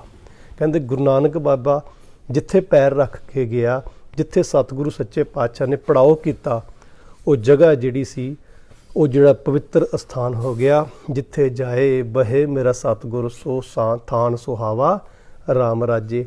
ਉਹ ਥਾਨ ਪੂਜਾ ਦੇ ਯੋਗ ਹੋ ਗਿਆ। ਉਸ ਅਸਥਾਨ ਦੇ ਉੱਤੇ ਯਾਦਗਾਰਾਂ ਬਣੀਆਂ। ਉਸ ਸਥਾਨ ਨੂੰ ਦੁਨੀਆ ਦੇ ਲੋਕਾਂ ਨੇ ਪੂਜਣਾ ਸ਼ੁਰੂ ਕੀਤਾ, ਕਿਉਂਕਿ ਬਾਬੇ ਨਾਨਕ ਨੇ ਜਿਸ ਜਗ੍ਹਾ ਦੇ ਉੱਤੇ ਕਦਮ ਰੱਖਿਆ, ਉਹ ਭਾਗਾਂ ਵਾਲੀ ਧਰਤੀ ਹੋ ਗਈ। ਸਤਿਗੁਰ ਸੱਚੇ ਪਾਤਸ਼ਾਹ ਬਖਸ਼ਿਸ਼ ਕਰਦੇ। ਭਾਈ ਗੁਰਦਾਸ ਜੀ ਕਹਿਣ ਲੱਗੇ, ਸਿੱਧ ਆਸਨ ਸਭ ਜਗਤ ਦੇ, ਨਾਨਕ ਆਦ ਮਤੇ ਜੇ ਕੋ ਆ। ਸਾਰੇ ਹੀ ਜਿਤਨੇ ਵੀ ਸਿੱਧ ਸਨ, ਜਿਹੜੇ ਆਸਨ ਲਾ ਲਾ ਕੇ ਬਹਿੰਦੇ ਸਨ, ਉਹ ਸਾਰੇ ਦੇ ਸਾਰੇ ਸਤਿਗੁਰੂ ਨਾਨਕ ਸਾਹਿਬ ਜੀ ਮਹਾਰਾਜ ਨੇ ਆਪਣੇ ਜੀਵਨ ਦੇ ਵਿੱਚ ਉਹਨਾਂ ਦੇ ਨਾਲ ਵਿਚਾਰ ਵਟਾਂਦਰੇ ਕਰਕੇ, ਉਹਨਾਂ ਨਾਲ ਗੋਸ਼ਟੀਆਂ ਕਰਕੇ ਉਹਨਾਂ ਦੇ ਮਨਾਂ ਨੂੰ ਜਿੱਤਣ ਦੀ ਗੱਲ ਕੀਤੀ ਸਤਿਗੁਰੂ ਜੀ ਨੇ। ਭਾਈ ਗੁਰਦਾਸ ਜੀ ਕਹਿੰਦੇ ਨੇ, ਘਰ ਘਰ ਅੰਦਰ ਧਰਮਸ਼ਾਲ, ਹੋਵੇ ਕੀਰਤਨ ਸਦਾ ਬਸੂਆ। ਕਹਿੰਦੇ ਭਲਿਆ ਦੁਨੀਆ ਦੇ ਲੋਕ ਦੀਵਾਲੀ ਉਡੀਕਦੇ ਨੇ, ਵਿਸਾਖੀ ਉਡੀਕਦੇ ਨੇ ਕਿ ਸਾਲ ਦੇ ਵਿੱਚ ਇੱਕ ਵਾਰ ਮੇਰੇ ਘਰ ਵਿੱਚ ਵਿਸਾਖੀ ਆਏ, ਭਾਵ ਖੁਸ਼ੀਆਂ ਆਉਣ, ਭਾਵ ਸਾਲ ਦੇ ਵਿੱਚ ਇੱਕ ਵਾਰ ਮੇਰੇ ਘਰ ਵਿਸੋਆ ਆਏ, ਵਿਸਾਖ ਆਏ। ਪਰ ਸਤਿਗੁਰੂ ਨਾਨਕ ਸਾਹਿਬ ਜੀ ਮਹਾਰਾਜ ਕਹਿਣ ਲੱਗੇ, ਇਹ ਦੁਨੀਆ ਦੇ ਲੋਕੋ, ਜੇ ਤੁਸੀਂ ਘਰ ਦੇ ਵਿੱਚ ਘਰ ਨੂੰ ਧਰਮਸ਼ਾਲਾ ਬਣਾ ਲਓ, ਘਰ ਦੇ ਵਿੱਚ ਨਾਮ ਬਾਣੀ ਕੀਰਤਨ ਅਗਰ ਤੁਸੀਂ ਆਰੰਭ ਕਰੋ, ਸਿਮਰਨ ਤੁਹਾਡੇ ਘਰਾਂ ਦੇ ਵਿੱਚ ਹੋਵੇ, ਤੇ ਸਤਿਗੁਰੂ ਜੀ ਕਹਿਣ ਲੱਗੇ ਘਰ ਘਰ ਅੰਦਰ ਧਰਮਸ਼ਾਲ ਹੋਵੇ ਕੀਰਤਨ, ਤੇ ਉੱਥੇ ਰੱਬ ਦੀ ਕੀਰਤੀ ਕੀਤੀ ਜਾਂਦੀ ਹੋਵੇ, ਪ੍ਰਭੂ ਪਰਮਾਤਮਾ ਪਰਮੇਸ਼ਵਰ ਦੇ ਨਾਮ ਜਪਦੇ ਹੋਣ, ਤੇ ਸਤਿਗੁਰੂ ਜੀ ਕਹਿਣ ਲੱਗੇ ਉਹ ਘਰ ਪਵਿੱਤਰ ਹੋ ਜਾਂਦਾ ਹੈ।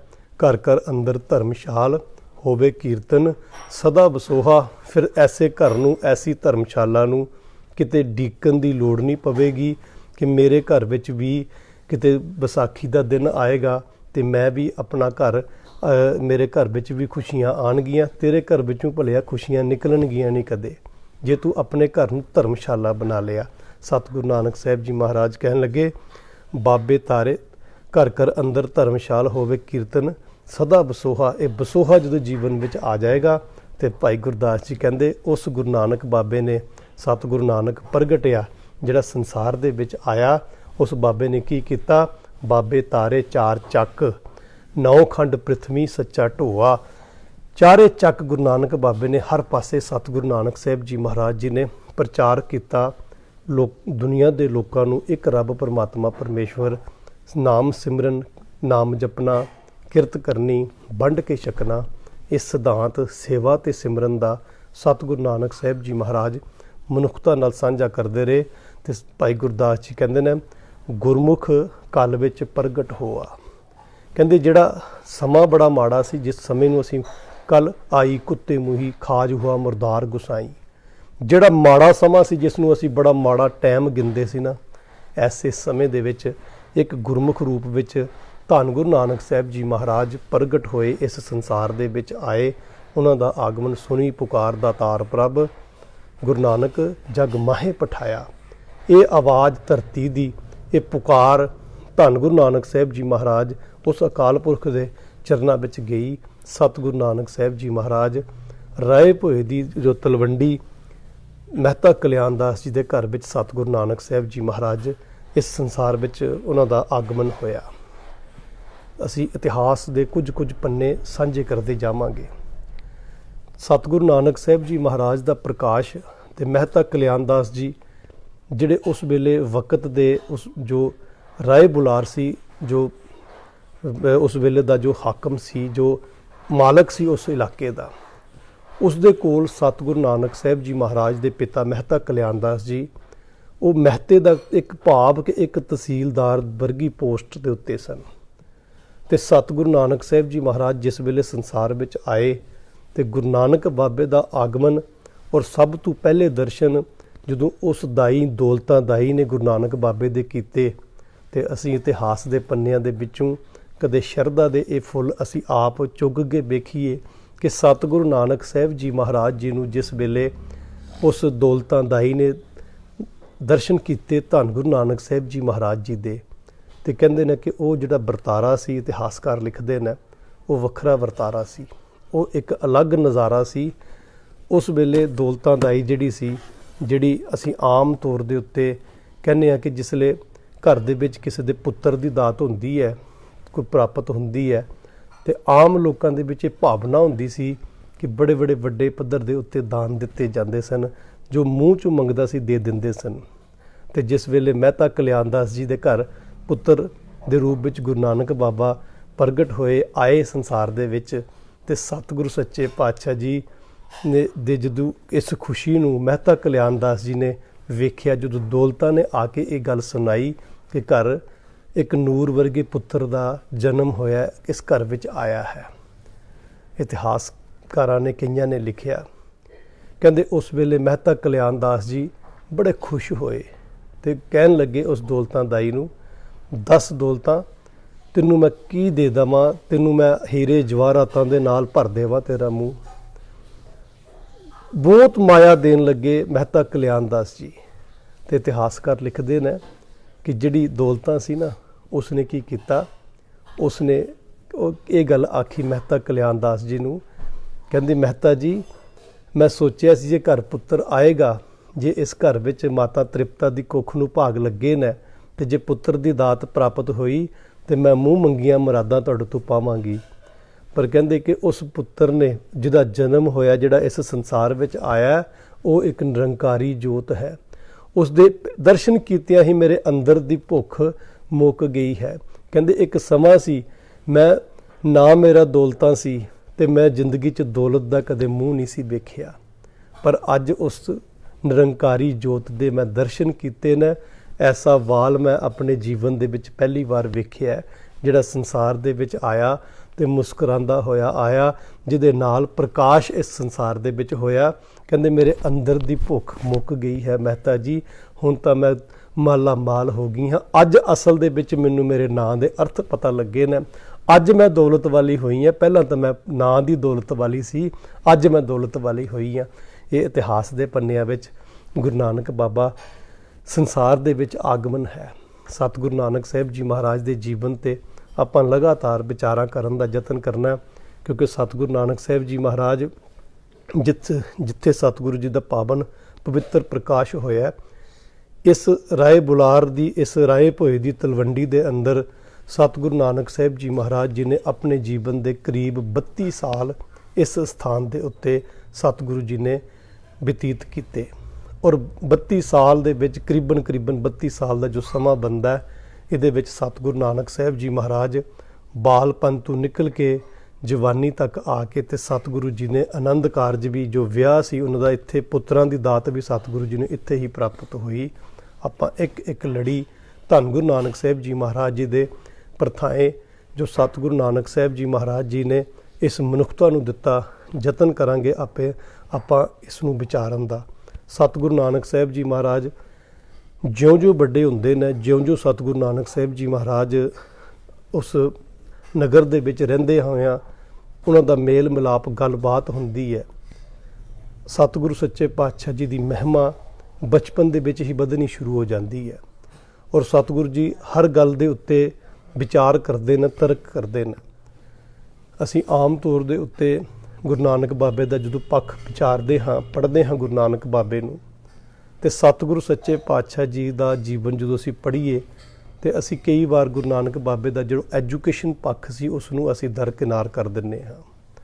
ਕਈ ਵਾਰ ਅਸੀਂ ਸੋਚਦੇ ਨਹੀਂ ਕਿ ਧੰਨ ਗੁਰੂ ਨਾਨਕ ਸਾਹਿਬ ਜੀ ਮਹਾਰਾਜ ਜੀ ਨੇ ਦੁਨਿਆਵੀ ਪੜ੍ਹਾਈ ਕਿਤਨੀ ਕੁ ਕੀਤੀ ਸੀ। ਮੈਂ ਪੰਨਿਆਂ ਵਿੱਚ, ਜਦੋਂ ਇਤਿਹਾਸ ਦੇ ਪੰਨਿਆਂ ਵਿੱਚ ਪੜ੍ਹਦਾ ਹਾਂ, ਸਤਿਗੁਰੂ ਨਾਨਕ ਸਾਹਿਬ ਜੀ ਮਹਾਰਾਜ ਜੀ ਨੇ ਤਿੰਨ ਟਿਊਟਰਾਂ ਦੇ ਕੋਲੋਂ, ਤਿੰਨ ਉਸਤਾਦਾਂ ਦੇ ਕੋਲ ਗੁਰੂ ਨਾਨਕ ਬਾਬੇ ਨੇ ਵਿੱਦਿਆ ਪ੍ਰਾਪਤ ਕੀਤੀ, ਜਿਹੜੀ ਸੰਸਾਰੀ ਵਿੱਦਿਆ ਸੀ, ਜਿਹਦੇ ਵਿੱਚ ਪੰਡਿਤ ਬ੍ਰਿਜ ਲਾਲ ਦਾ ਨਾਮ ਅਸੀਂ ਪੜ੍ਹਦੇ ਹਾਂ। ਸੰਸਕ੍ਰਿਤ ਸਤਿਗੁਰੂ ਸੱਚੇ ਪਾਤਸ਼ਾਹ ਉੱਥੋਂ ਪ੍ਰਾਪਤ ਕਰਦੇ ਨੇ। ਗੋਪਾਲ ਪੰਧ ਦੇ ਕੋਲ ਸਤਿਗੁਰੂ ਸੱਚੇ ਪਾਤਸ਼ਾਹ ਵਿੱਦਿਆ ਪ੍ਰਾਪਤ ਕਰਦੇ ਨੇ। ਫਿਰ ਮੌਲਵੀ ਕੁਤਬਦੀਨ ਦੇ ਕੋਲ ਪਸ਼ਚਿਮ ਅਰਬੀ ਫਾਰਸੀ ਦਾ ਗਿਆਨ ਸਤਿਗੁਰੂ ਨਾਨਕ ਸਾਹਿਬ ਜੀ ਮਹਾਰਾਜ ਉਹਨਾਂ ਦੇ ਕੋਲੋਂ ਲੈਂਦੇ ਨੇ, ਤੇ ਨਾਲ ਸਤਿਗੁਰੂ ਜੀ ਸਵਾਲ ਕਰਦੇ ਨੇ। ਉਹਨਾਂ ਦੇ ਸਵਾਲ ਬੜੇ ਕੀਮਤੀ ਹਨ। ਅਸੀਂ ਬਾਣੀ ਦੇ ਵਿੱਚ ਪੱਟੀ ਜਿਹੜੀ ਹੈ ਬਾਣੀ ਗੁਰੂ ਨਾਨਕ ਬਾਬੇ ਨੇ ਲਿਖੀ ਹੈ, ਉਹ ਵੀ ਅਸੀਂ ਪੜ੍ਹਦੇ ਹਾਂ, ਜਿਹਦੇ ਵਿੱਚ ਅੱਖਰਾਂ ਦੀ ਮਹਾਨਤਾ ਨੂੰ ਸਤਿਗੁਰੂ ਨਾਨਕ ਸਾਹਿਬ ਜੀ ਮਹਾਰਾਜ ਜੀ ਨੇ ਸਾਡੇ ਨਾਲ ਸਾਂਝਾ ਕੀਤਾ। ਜਦੋਂ ਮੌਲਵੀ ਕੁਤਬਦੀਨ ਅਲਫ ਬੇ ਪੜ੍ਹਾਉਂਦੇ ਨੇ ਤੇ ਸਤਿਗੁਰੂ ਨਾਨਕ ਸਾਹਿਬ ਜੀ ਮਹਾਰਾਜ ਅਲਫ ਦੇ ਅਰਥ ਪੁੱਛਦੇ ਨੇ, ਬੇ ਦੇ ਅਰਥ ਪੁੱਛਦੇ ਨੇ। ਤੇ ਜਦੋਂ ਉਹਨਾਂ ਨੇ ਕਿਹਾ ਭਈ ਅਲਫ ਦੇ ਅਰਥ ਕੀ ਹੋ ਸਕਦੇ ਨੇ, ਸਤਿਗੁਰੂ ਜੀ ਕਹਿੰਦੇ ਜਿਹੜੀ ਚੀਜ਼ ਦੇ ਅਰਥ ਨਹੀਂ ਹੈ ਉਹ ਪੜ੍ਹਨਾ ਫਜ਼ੂਲ ਹੁੰਦੀ ਹੈ। ਇਸ ਸਤਿਗੁਰੂ ਨਾਨਕ ਸਾਹਿਬ ਜੀ ਮਹਾਰਾਜ ਉਸ ਵੇਲੇ ਵਿਚਰ ਰਹੇ ਨੇ ਤਲਵੰਡੀ ਦੀ ਧਰਤੀ ਤੇ ਨਾਲ ਦੀ ਨਾਲ ਆਪਣੇ ਸਾਥੀਆਂ ਦੇ ਨਾਲ, ਆਪਣੇ ਜਿੱਥੇ ਸਤਿਗੁਰੂ ਜੀ ਬੈਠਦੇ ਨੇ, ਉਸ ਰੱਬ ਪਰਮਾਤਮਾ ਪਰਮੇਸ਼ਵਰ ਦੀ ਧੁਨੀ ਨੂੰ ਵੀ ਯਾਦ ਕਰਦੇ ਨੇ। ਔਰ ਸਮਾਜ ਦਾ ਜਿਹੜਾ ਸਾਰਾ ਵਰਤਾਰਾ ਸੀ, ਉਹ ਗੁਰੂ ਨਾਨਕ ਬਾਬਾ ਇੱਕ ਗੱਲ ਨੂੰ ਉਹਨਾਂ ਨੇ ਬੜੀ ਗਹਿਰਾਈ ਦੇ ਨਾਲ ਵਾਚਨ ਦਾ ਯਤਨ ਕੀਤਾ ਕਿ ਕਿਸ ਤਰੀਕੇ ਦੇ ਨਾਲ ਕਿਸ਼ਤੀਆਂ ਚੱਲ ਰਹੀਆਂ ਨੇ, ਕਿਸ ਤਰੀਕੇ ਦੇ ਨਾਲ ਮਨੁੱਖਤਾ ਵਿੱਚ ਇਹ ਕਾਰਜ ਹੋ ਰਹੇ ਨੇ। ਜਦੋਂ ਸਤਿਗੁਰੂ ਸੱਚੇ ਪਾਤਸ਼ਾਹ 9 ਸਾਲ ਦੀ ਉਮਰ ਸਤਿਗੁਰੂ ਨਾਨਕ ਸਾਹਿਬ ਜੀ ਮਹਾਰਾਜ ਦੀ ਹੁੰਦੀ ਹੈ, ਅਸੀਂ ਆਮ ਇਹ ਸਾਖੀਆਂ ਮੈਂ ਟੂਕ ਮਾਤਰ ਸਾਂਝੀਆਂ ਕਰਦਾ ਜਾ ਰਿਹਾ ਤੁਹਾਡੇ ਨਾਲ। ਜਿਸ ਵੇਲੇ ਸਤਿਗੁਰੂ ਨਾਨਕ ਸਾਹਿਬ ਜੀ ਮਹਾਰਾਜ ਨੂੰ ਜੋ ਇੱਕ ਪਰਿਵਾਰ ਦੇ ਵਿੱਚ ਜਿਹੜੀ ਰਸਮ ਸੀ, ਜਿਸ ਨੂੰ ਜਨੇਊ ਦੀ ਰਸਮ ਕਿਹਾ ਜਾਂਦਾ ਸੀ, ਜਦੋਂ ਇਹ ਰਸਮ ਗੁਰੂ ਨਾਨਕ ਬਾਬੇ ਦੇ ਪ੍ਰਥਾएं ਵੀ ਉਸ ਘਰ ਵਿੱਚ ਹੋਣ ਲੱਗੀ ਤੇ ਸਾਰੇ ਦੂਰੋਂ ਦਰੇੜਿਓਂ ਰਿਸ਼ਤੇਦਾਰ ਵੀ ਬੁਲਾਏ ਜਾਂਦੇ ਨੇ। ਦੂਰੋਂ ਦਰੇੜਿਓਂ ਸਾਰੇ ਇਕੱਠੇ ਹੋ ਕੇ ਸ਼ਹਿਰਦਾਰ, ਅੱਗੇ ਪਿੱਛੇ ਦੇ ਲੋਕ, ਸੱਜਣ ਮਿੱਤਰ ਜੋ ਉਸ ਜਗ੍ਹਾ ਦੇ ਉੱਤੇ ਇਕੱਠੇ ਹੋਏ। ਇੱਕ ਬਹੁਤ ਵੱਡਾ ਇਕੱਠ ਔਰ ਬਹੁਤ ਵੱਡਾ ਇੰਤਜ਼ਾਮ ਕੀਤਾ ਜਾਂਦਾ ਸੀ। ਸਤਿਗੁਰੂ ਜੀ ਵੇਖਦੇ ਨੇ ਇਕੱਠ ਵੀ ਹੋ ਰਿਹਾ, ਇੰਤਜ਼ਾਮ ਵੀ ਕੀਤੇ ਜਾ ਰਹੇ ਨੇ, ਸੱਦੇ ਪੱਤਰ ਵੀ ਭੇਜੇ ਜਾ ਰਹੇ ਨੇ, ਪਰ ਸਤਿਗੁਰੂ ਜੀ ਚੁੱਪ ਹਨ, ਵੇਖਦੇ ਹਨ ਕਿ ਕੀ ਹੁੰਦਾ। ਜਿਸ ਦਿਨ ਉਹ ਸਮਾਂ ਆਇਆ, ਉਸ ਰਸਮ ਨੂੰ ਨਿਭਾਉਣ ਦੀ ਵਾਰੀ ਆਈ ਤੇ ਸਤਿਗੁਰੂ ਨਾਨਕ ਸਾਹਿਬ ਜੀ ਮਹਾਰਾਜ ਜੀ ਨੂੰ ਇੱਕ ਉੱਚੇ ਪੀੜੇ ਦੇ ਉੱਤੇ ਬਾਲਿਆ ਗਿਆ ਤੇ ਉੱਚੇ ਪੀੜੇ ਦੇ ਉੱਤੇ ਬਾਲ ਕੇ ਪੰਡਤ ਹਰਦਿਆਲ ਜਿਹੜੇ ਉਸ ਵੇਲੇ ਪ੍ਰੋਹਿਤ ਸਨ, ਜੋ ਕੁਲਾਂ ਪ੍ਰੋਹਿਤ ਸਨ ਜਿਹੜੇ, ਉਹ ਗੁਰੂ ਨਾਨਕ ਬਾਬੇ ਦੇ ਸਾਹਮਣੇ ਆ ਕੇ ਤੇ ਇੱਕ ਆਪਣੇ ਝੋਲੇ ਦੇ ਵਿੱਚੋਂ ਇੱਕ ਧਾਗਾ ਕੱਢ ਕੇ ਤੇ ਸਤਿਗੁਰੂ ਨਾਨਕ ਸਾਹਿਬ ਜੀ ਮਹਾਰਾਜ ਵੱਲ ਵੱਧਦੇ ਸੁਰਤ ਨੂੰ ਲੈ ਕੇ ਜਾਇਓ। ਸਾਖੀ ਅਸੀਂ ਹਜ਼ਾਰਾਂ ਵਾਰ ਸਰਵਣ ਕੀਤੀ ਹੋਵੇਗੀ, ਪਰ ਕਦੇ ਇਸ ਦਾ ਗਿਆਨ ਸਾਖੀ ਦੇ ਵਿੱਚੋਂ ਤੱਤ ਕੱਢਣ ਦੀ ਅਸੀਂ ਕੋਸ਼ਿਸ਼ ਕਰੀਏ।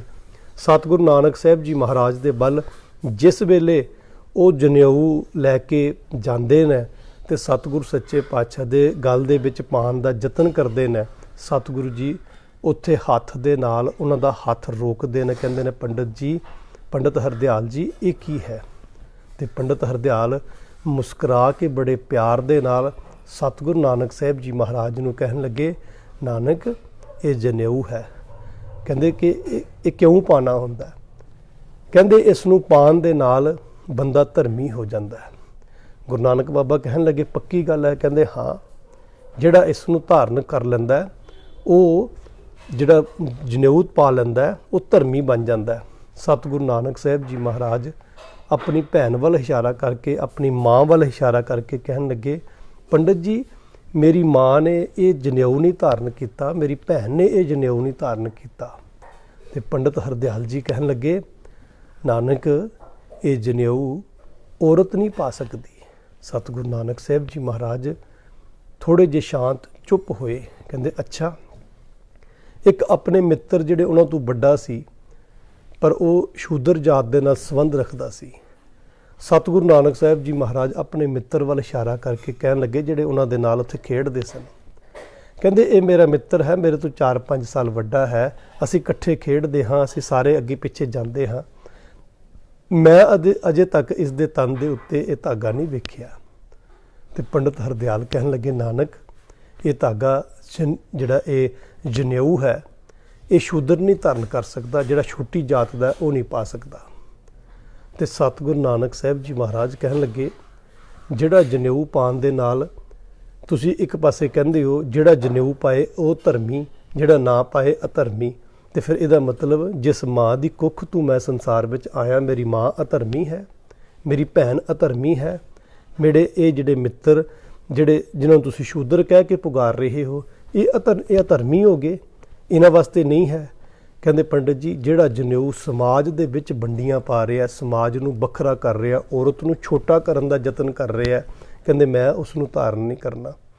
ਤੇ ਪੰਡਤ ਹਰਦਿਆਲ ਕਹਿਣ ਲੱਗੇ, ਫਿਰ ਕਿਹੜਾ ਜਨੇਊ ਤੁਸੀਂ ਪਾਓਗੇ, ਕਿਵੇਂ ਤੁਸੀਂ ਧਰਮੀ ਬਣੋਗੇ? ਤੇ ਸਤਿਗੁਰੂ ਨਾਨਕ ਸਾਹਿਬ ਜੀ ਮਹਾਰਾਜ ਕਹਿੰਦੇ, ਇੱਕ ਜਨੇਊ ਦੀ ਮੈਂ ਤੈਨੂੰ ਗੱਲ ਦੱਸਣਾ ਭਾਈ, ਜੇ ਤੂੰ ਇਹ ਜਨੇਊ ਹੈ ਤੇਰੇ ਕੋਲ ਤੇ ਮੈਨੂੰ ਪਵਾ ਦੀ, ਮੈਂ ਪਾ ਲਵਾਂਗਾ। ਦਇਆ ਕਪਾਹ ਸੰਤੋਖ ਸੂਤ ਜਤ ਗੰਢੀ ਸਤ ਵੱਟ। ਕਹਿੰਦੇ ਦਇਆ ਰੂਪੀ ਕਪਾਹ ਲੈ ਕੇ ਆਈ ਤੇ ਕੀ ਹੋਵੇਗਾ? ਦਇਆ ਕਪਾਹ ਸੰਤੋਖ ਸੂਤ, ਸੰਤੋਖ ਰੂਪੀ ਸੂਤਰ ਲੈ ਕੇ ਆਈ। ਦਇਆ ਕਪਾਹ ਸੰਤੋਖ ਸੂਤ ਜਤ ਗੰਢੀ ਸਤ ਵੱਟ। ਚੰਗਾ ਜੀਵਨ ਦਾ ਉੱਚਾ ਕਿਰਦਾਰ ਦੀਆਂ ਗੰਢਾਂ ਮਾਰੀ ਭਲਿਆ, ਸਤ ਜੀਵਨ ਵਿੱਚ ਲੈ ਕੇ ਆਈ। ਜੇ ਇਹੋ ਜਿਹਾ ਤੂੰ ਜਨੇਊ ਬਣਾ ਸਕਦਾ ਹੈ ਤੇ ਪੰਡਤ ਹਰਦਿਆਲ ਜੀ ਬਣਾਇਓ, ਮੇਰੇ ਗਲ ਵਿੱਚ ਜ਼ਰੂਰ ਪਾਇਓ। ਦਇਆ ਕਪਾਹ ਸੰਤੋਖ ਸੂਤ ਜਤ ਗੰਢੀ ਸਤ ਵੱਟ। ਇਹ ਜਨੇਊ ਜੀ ਕਾ ਹੈ ਹੀ ਤਾਂ ਭਾਂਡੇ ਕੱਤ। ਜੇ ਤੇਰੇ ਕੋਲ ਹੈ ਤੇ ਕੱਢ ਪਾਉਂਦਿਆ, ਪਵਾ ਮੈਨੂੰ, ਮੈਂ ਪਾਣ ਨੂੰ ਤਿਆਰ ਹਾਂ। ਨਾ ਇਹ ਟੁੱਟੇ ਨਾ ਮਲ ਲਾਗੇ। ਕਹਿੰਦੇ ਤੇਰਾ ਜਨੇਊ ਪੁੱਛਿਆ ਗੁਰੂ ਨਾਨਕ ਬਾਬੇ ਨੇ, ਕਹਿੰਦੇ ਕੀ ਇਹ ਟੁੱਟੇਗਾ? ਕਹਿੰਦੇ ਹਾਂ ਨਾਨਕ, ਇਹ ਟੁੱਟੇਗਾ ਵੀ, ਇਹ ਮੈਲਾ ਵੀ ਹੋਵੇਗਾ, ਇਸ ਨੂੰ ਫਿਰ ਪਾਣਾ ਪਏਗਾ, ਇਸ ਨੂੰ ਫਿਰ ਵੱਟ ਕੇ ਤੇਰੇ ਗਲ ਵਿੱਚ ਪਾਵਾਂਗੇ। ਕਹਿਣ ਲੱਗੇ ਜਿਹੜਾ ਜਨੇਊ ਤੈਨੂੰ ਪੰਡਤ ਜੀ ਮੈਂ ਦੱਸਾਂਗਾ ਨਾ, ਇਹ ਜਨੇਊ ਨਾ ਤੇ ਭਈ ਟੁੱਟੇਗਾ, ਨਾ ਇਹ ਗੰਦਾ ਹੋਏਗਾ, ਨਾ ਇਹ ਮੈਲਾ ਹੋਏਗਾ। ਸਤਿਗੁਰੂ ਨਾਨਕ ਸਾਹਿਬ ਜੀ ਮਹਾਰਾਜ ਕਹਿਣ ਲੱਗੇ ਇਹ ਜਿਹੜਾ ਜਨੇਊ ਹੈ ਨਾ ਇਹ ਟੁੱਟੇ, ਨਾ ਮਨ ਲੱਗੇ, ਨਾ ਇਹ ਜਲੇ ਨਾ ਜਾਏ।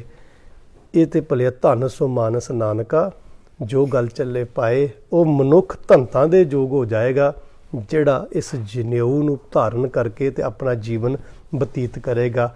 ਤਾਂ ਕਰਕੇ ਭਾਈ ਗੁਰਦਾਸ ਜੀ ਕਹਿਣ ਲੱਗੇ ਨਮਸਕਾਰ ਗੁਰਦੇਵ ਕੋ, ਸਤਨਾਮ ਜਿਸ ਮੰਤਰ ਸੁਨਾਇਆ। ਇਹੋ ਜਿਹੇ ਗੁਰਦੇਵ ਨੂੰ ਨਮਸਕਾਰ ਹੈ ਜਿਹਨੇ ਸਤਨਾਮ ਦਾ ਮੰਤਰ ਮਨੁੱਖਤਾ ਦੀ ਝੋਲੀ ਵਿੱਚ ਪਾਇਆ। ਭਵਜਲ ਵਿੱਚੋਂ ਕੱਢ ਕੇ ਮੁਕਤ ਪਦਾਰਥ ਮਾਹੇ ਸਮਾਇਆ। ਭਵਜਲ ਵਿੱਚੋਂ, ਇਸ ਸੰਸਾਰ ਸਾਗਰ ਦੇ ਵਿੱਚ ਭਵਜਲ ਵਿੱਚ ਮਨੁੱਖ ਫਸਿਆ ਹੋਇਆ ਸੀ। ਸਤਿਗੁਰੂ ਜੀ ਕਹਿੰਦੇ ਨੇ ਬਾਂਹ ਫਕੜ ਕੇ ਗੁਰ ਕਾਢਿਆ, ਸੋਈ ਉਤਰਿਆ ਪਾਰ। ਬਾਂਹ ਫੜ ਕੇ ਗੁਰੂ ਨਾਨਕ ਪਾਤਸ਼ਾਹ ਕਹਿਣ ਲੱਗੇ, ਭਾਈ ਗੁਰਦਾਸ ਜੀ ਕਹਿੰਦੇ ਗੁਰੂ ਨਾਨਕ ਬਾਬੇ ਨੇ ਸਾਨੂੰ ਉੱਥੋਂ ਬਾਹਰ ਕੱਢਿਆ। ਭਵਜਲ ਵਿੱਚੋਂ ਕੱਢ ਕੇ ਮੁਕਤ ਪਦਾਰਥ ਮਾਹੇ ਸਮਾਇਆ। ਮੁਕਤੀ ਦਾ ਰਾਹ, ਮੁਕਤ ਦਾ ਪਦਾਰਥ ਸਾਨੂੰ ਬਖਸ਼ਿਸ਼ ਦਿੱਤਾ ਤੇ ਫਿਰ ਅੰਦਰੋਂ ਇੱਕ ਸਹਿਮ ਮੁਕਾ ਦਿੱਤਾ। ਸਤਿਗੁਰੂ ਜੀ ਬਖਸ਼ਿਸ਼ ਕਰਦੇ ਨੇ ਭਾਈ ਗੁਰਦਾਸ ਜੀ, ਜਨਮ ਮਰਨ ਭਉ ਕੱਟਿਆ, ਸੰਸਾਰ ਰੋਗ ਵਿਯੋਗ ਮਿਟਾਇਆ। ਜਨਮ ਮਰਨ ਦਾ ਡਰ ਮੁਕਾ ਦਿੱਤਾ, ਇਹ ਸਹਿਮ ਅੰਦਰੋਂ ਕੱਢ ਦਿੱਤਾ। ਇਹ ਜਿਹੜਾ ਰੋਜ਼ ਦਾ ਇਹ ਰੋਗ ਜਿਹੜਾ ਇਹ ਸੰਸਾਰ ਰੋਗ ਲੱਗਿਆ ਹੋਇਆ ਨਾ, ਮਿਲਣਾ ਤੇ ਵਿਛੜਨਾ, ਆਵਾਗਮਨ ਦੇ ਵਿੱਚ ਮਨੁੱਖ ਪਿਆ ਹੋਇਆ ਸੀ।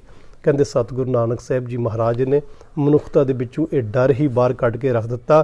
ਕਿਉਂਕਿ ਇਹ ਸੰਸਾਰ ਹੈ, ਜਨਮ ਮਰਨ ਵਿੱਚ ਦੁੱਖ ਸਵਾਇਆ। ਇਹ ਸੰਸਾਰ ਸੈਂਸੇ ਵਿੱਚ ਸੀ, ਸਹਿਮ ਵਿੱਚ ਸੀ, ਭੁਲੇਖੇ ਵਿੱਚ ਸੀ, ਡਿਊਲਿਟੀ ਵਿੱਚ ਸੀ, ਇਸ ਡਰ ਵਿੱਚ ਜੀਵਨ ਜੀ ਰਿਹਾ ਸੀ ਤੇ ਇਸੇ ਵਿੱਚ ਹੀ ਜਨਮ ਤੇ ਮਰਨ ਦੇ ਦੁੱਖ ਵਿੱਚ ਹੀ ਆਪਣਾ ਜੀਵਨ ਬਤੀਤ ਕਰੀ ਜਾ ਰਿਹਾ ਸੀ। ਸਤਿਗੁਰੂ ਨਾਨਕ ਸਾਹਿਬ ਜੀ ਮਹਾਰਾਜ ਜੀ ਨੇ ਇਹ ਡਰ, ਇਹ ਸੰਸਾਰ ਮਨੁੱਖਤਾ ਦੇ ਅੰਦਰੋਂ ਬਾਹਰ ਕੱਢਿਆ ਤੇ ਜਮ ਦੰਡ ਸਿਰੋਂ ਨਾ ਉਤਰੈ, ਸਾਕਤ ਦੁਰਜਨ ਜਨਮ ਗਵਾਇਆ। ਵਾਹ ਵਾਹ, ਧੰਨ ਗੁਰੂ ਨਾਨਕ ਸਾਹਿਬ ਜੀ ਮਹਾਰਾਜ, ਤੁਸੀਂ ਜੰਮਾਂ ਦਾ ਡਰ ਹੀ ਮੁਕਾ ਕੇ ਰੱਖ ਦਿੱਤਾ। ਤੁਸੀਂ ਜੰਮ ਸੰਸਾਰ ਦੇ ਵਿੱਚ ਆਏ, ਤੁਸੀਂ ਲੋਕਾਂ ਦੇ ਅੰਦਰੋਂ ਇਹ ਡਰ ਕੱਢ ਦਿੱਤਾ, ਜੰਮਾਂ ਦੇ ਕੋਲੋਂ ਮੁਕਤੀ ਕਰਾ ਕੇ ਰੱਖ ਦਿੱਤੀ। ਤੇ ਫਿਰ ਹੁਣ ਕੀ ਹੋਇਆ? ਸਾਕਤ ਦੁਰਜਨ ਜਨਮ ਗਵਾਇਆ। ਜਿਹੜੇ ਮਨੁੱਖ ਮਾੜੇ ਕਰਮ ਕਰਦੇ ਸਨ ਨਾ, ਉਹ ਦੂਤਾਂ ਦੇ ਬਸ ਪੈ ਜਾਂਦੇ ਸਨ। ਭਾਵ ਉਹ ਜਿਹੜੇ ਕਰਮ ਹੁੰਦੇ ਸਨ, ਉਹ ਕਰਮ ਹੀ ਮਨੁੱਖ ਨੂੰ ਸਾਕਤ ਦੁਰਜਨ ਜਨਮ ਗਵਾਇਆ, ਇਹ ਜਿਹੜੇ ਮਾੜੇ ਪਾਸੇ ਲੈ ਕੇ ਜਾਣ ਵਾਲੇ ਸਨ, ਇਹੀ ਹੀ ਕਾਮ ਕ੍ਰੋਧ ਲੋਭ ਮੋਹ ਹੰਕਾਰ ਰੂਪੀ ਜਮਾਂ ਦੇ ਬਸ ਪਾ ਦਿੰਦੇ ਸਨ। ਸਤਿਗੁਰੂ ਨਾਨਕ ਸਾਹਿਬ ਜੀ ਮਹਾਰਾਜ ਜੀ ਨੇ ਉੱਥੋਂ ਬਾਹਰ ਕੱਢਿਆ ਤੇ ਜਿਹੜਾ ਮਨੁੱਖ ਸਤਿਗੁਰੂ ਜੀ ਦੇ ਚਰਨਾਂ ਵਿੱਚ ਆ ਗਿਆ, ਉਹਨਾਂ ਦੇ ਆ ਕੇ ਉਹਨਾਂ ਦੇ ਚਰਨੀ ਲੱਗ ਗਿਆ। ਭਾਈ ਗੁਰਦਾਸ ਜੀ ਕਹਿੰਦੇ ਨੇ ਚਰਨ ਗਏ ਗੁਰਦੇਵ ਦੇ, ਸਤ ਸ਼ਬਦ ਦੇ ਮੁਕਤ ਕਰਾਇਆ। ਜਿਹੜਾ ਉਹਨਾਂ ਦੇ ਨਾਲ ਜੁੜਿਆ, ਉਹਨਾਂ ਦੇ ਕੋਲ ਆਇਆ, ਉਸ ਨੂੰ ਸੱਚ ਨਾਮ ਦਾ ਸ਼ਬਦ ਪ੍ਰਾਪਤ ਹੋਇਆ। ਉਹ ਸ਼ਬਦ ਨੇ ਹੀ ਮਨੁੱਖ ਦੇ ਜੀਵਨ ਵਿੱਚ ਮੁਕਤੀ ਲੈ ਆਂਦੀ, ਉਸ ਨੂੰ ਸੰਸਾਰਕ ਧਾਰਮਿਕ ਬੰਧਨਾਂ ਤੋਂ ਆਜ਼ਾਦ ਕਰਕੇ ਰੱਖ ਦਿੱਤਾ। ਤੇ ਫਿਰ ਭਾਈ ਗੁਰਦਾਸ ਜੀ ਕਹਿੰਦੇ ਨੇ ਭਾਉ ਭਗਤ ਗੁਰਪੁਰਬ ਕਰ, ਨਾਮ ਦਾਨ ਇਸ਼ਨਾਨ ਦ੍ਰਿੜਾਇਆ। ਭਾਵਨਾ ਦੇ ਵਿੱਚ, ਭਗਤੀ ਦੇ ਵਿੱਚ ਆਪਣੇ ਇਸ ਗੁਰੂ ਦਾ ਪਰਬ ਅਸੀਂ ਮਨਾਈਏ, ਜਿਸ ਗੁਰੂ ਨੇ ਸਾਨੂੰ ਨਾਮ ਦੀ ਦਾਨ ਦਿੱਤਾ, ਇਸ਼ਨਾਨ ਕਰਵਾਇਆ ਸਾਡੇ ਇਸ ਮਨ ਨੂੰ ਤੇ ਸਾਨੂੰ ਸਾਡੇ ਅੰਦਰ ਪ੍ਰਭੂ ਪਰਮਾਤਮਾ ਪਰਮੇਸ਼ਵਰ ਦਾ ਨਾਮ ਦ੍ਰਿੜਾ ਦਿੱਤਾ। ਸਤਿਗੁਰ ਸੱਚੇ ਪਾਤਸ਼ਾਹ ਪ੍ਰਥਾਏ ਭਾਈ ਗੁਰਦਾਸ ਜੀ ਕਹਿਣ ਲੱਗੇ, ਉਹਨਾਂ ਨੇ ਜੋ ਐਸੇ ਗੁਰੂ ਨੂੰ ਨਤਮਸਤਕ ਹਾਂ ਨਮਨ ਹੈ, ਜਿਹਾ ਬੀਓ ਤੇਹਾ ਫਲ ਪਾਇਆ। ਜੋ ਬੰਦਾ ਮਨੁੱਖ ਸੰਸਾਰ ਦੇ ਵਿੱਚ ਬੀਜਦਾ ਹੈ, ਉਹੀਓ ਫਲ ਉਸ ਨੂੰ ਪ੍ਰਾਪਤ ਹੁੰਦਾ ਹੈ। ਸਤਿਗੁਰੂ ਨਾਨਕ ਸਾਹਿਬ ਜੀ ਮਹਾਰਾਜ ਜੀ ਨੇ ਸਾਨੂੰ ਇਸ ਭਵਜਲ ਵਿੱਚੋਂ ਕੱਢਿਆ, ਮੁਕਤ ਪਦਾਰਥ ਮਾਹੇ ਸਮਾਇਆ। ਇਸ ਕਰਕੇ ਭਾਈ ਗੁਰਦਾਸ ਜੀ ਕਹਿੰਦੇ ਨੇ ਐਸੇ ਗੁਰ ਨੂੰ ਮੈਂ ਨਤਮਸਤਕ ਹਾਂ, ਨਮਨ ਹੈ ਮੇਰਾ, ਨਮਸਕਾਰ ਗੁਰਦੇਵ ਕੋ, ਸਤਨਾਮ ਜਿਸ ਮੰਤਰ ਸੁਨਾਇਆ। ਸੋ ਆਓ ਗੁਰੂ ਬਾਬੇ ਦੀ ਇਹ ਵਿਚਾਰ ਯਤਨ ਕਰਾਂਗੇ ਆਪਾਂ ਲੜੀਵਾਰ ਇਤਿਹਾਸ ਜੋ ਸਤਿਗੁਰੂ ਨਾਨਕ ਸਾਹਿਬ ਜੀ ਮਹਾਰਾਜ ਜੀ ਦਾ ਸੰਖੇਪ ਰੂਪ ਵਿੱਚ ਅਤੇ ਕੁਝ ਟੂਕ ਮਾਤਰ ਘਟਨਾਵਾਂ ਦਾ ਲਗਾਤਾਰ ਦੇ ਦੀਵਾਨਾਂ ਦੇ ਵਿੱਚ ਆਪਾਂ ਇਸ ਨੂੰ ਸਾਂਝਾ ਕਰਨ ਦਾ ਯਤਨ ਕਰਾਂਗੇ। ਸੋ ਬੇਅੰਤ ਭੁੱਲਾਂ ਦੀ ਖਿਮਾ, ਤਹਿ ਦਿਲੋਂ ਧੰਨਵਾਦੀ ਹਾਂ ਇੱਕ ਬਾਣੀ ਚੈਨਲ ਦੀ ਟੀਮ ਦਾ, ਜਿਨ੍ਹਾਂ ਨੇ ਘਰਾਂ ਵਿੱਚ ਬੈਠ ਕੇ ਹੀ ਸਾਡਾ ਇਹ ਜਿਹੜਾ ਉਪਰਾਲਾ ਹੈ ਕਿ ਘਰੋਂ ਘਰੀ ਇਹ ਆਵਾਜ਼ ਨੂੰ ਪਹੁੰਚਾ ਰਹੇ ਹਨ। ਬੇਅੰਤ ਭੁੱਲਾਂ ਦੀ ਖਿਮਾ। ਵਾਹਿਗੁਰੂ ਜੀ ਕਾ ਖਾਲਸਾ, ਵਾਹਿਗੁਰੂ ਜੀ ਕੀ ਫਤਿਹ।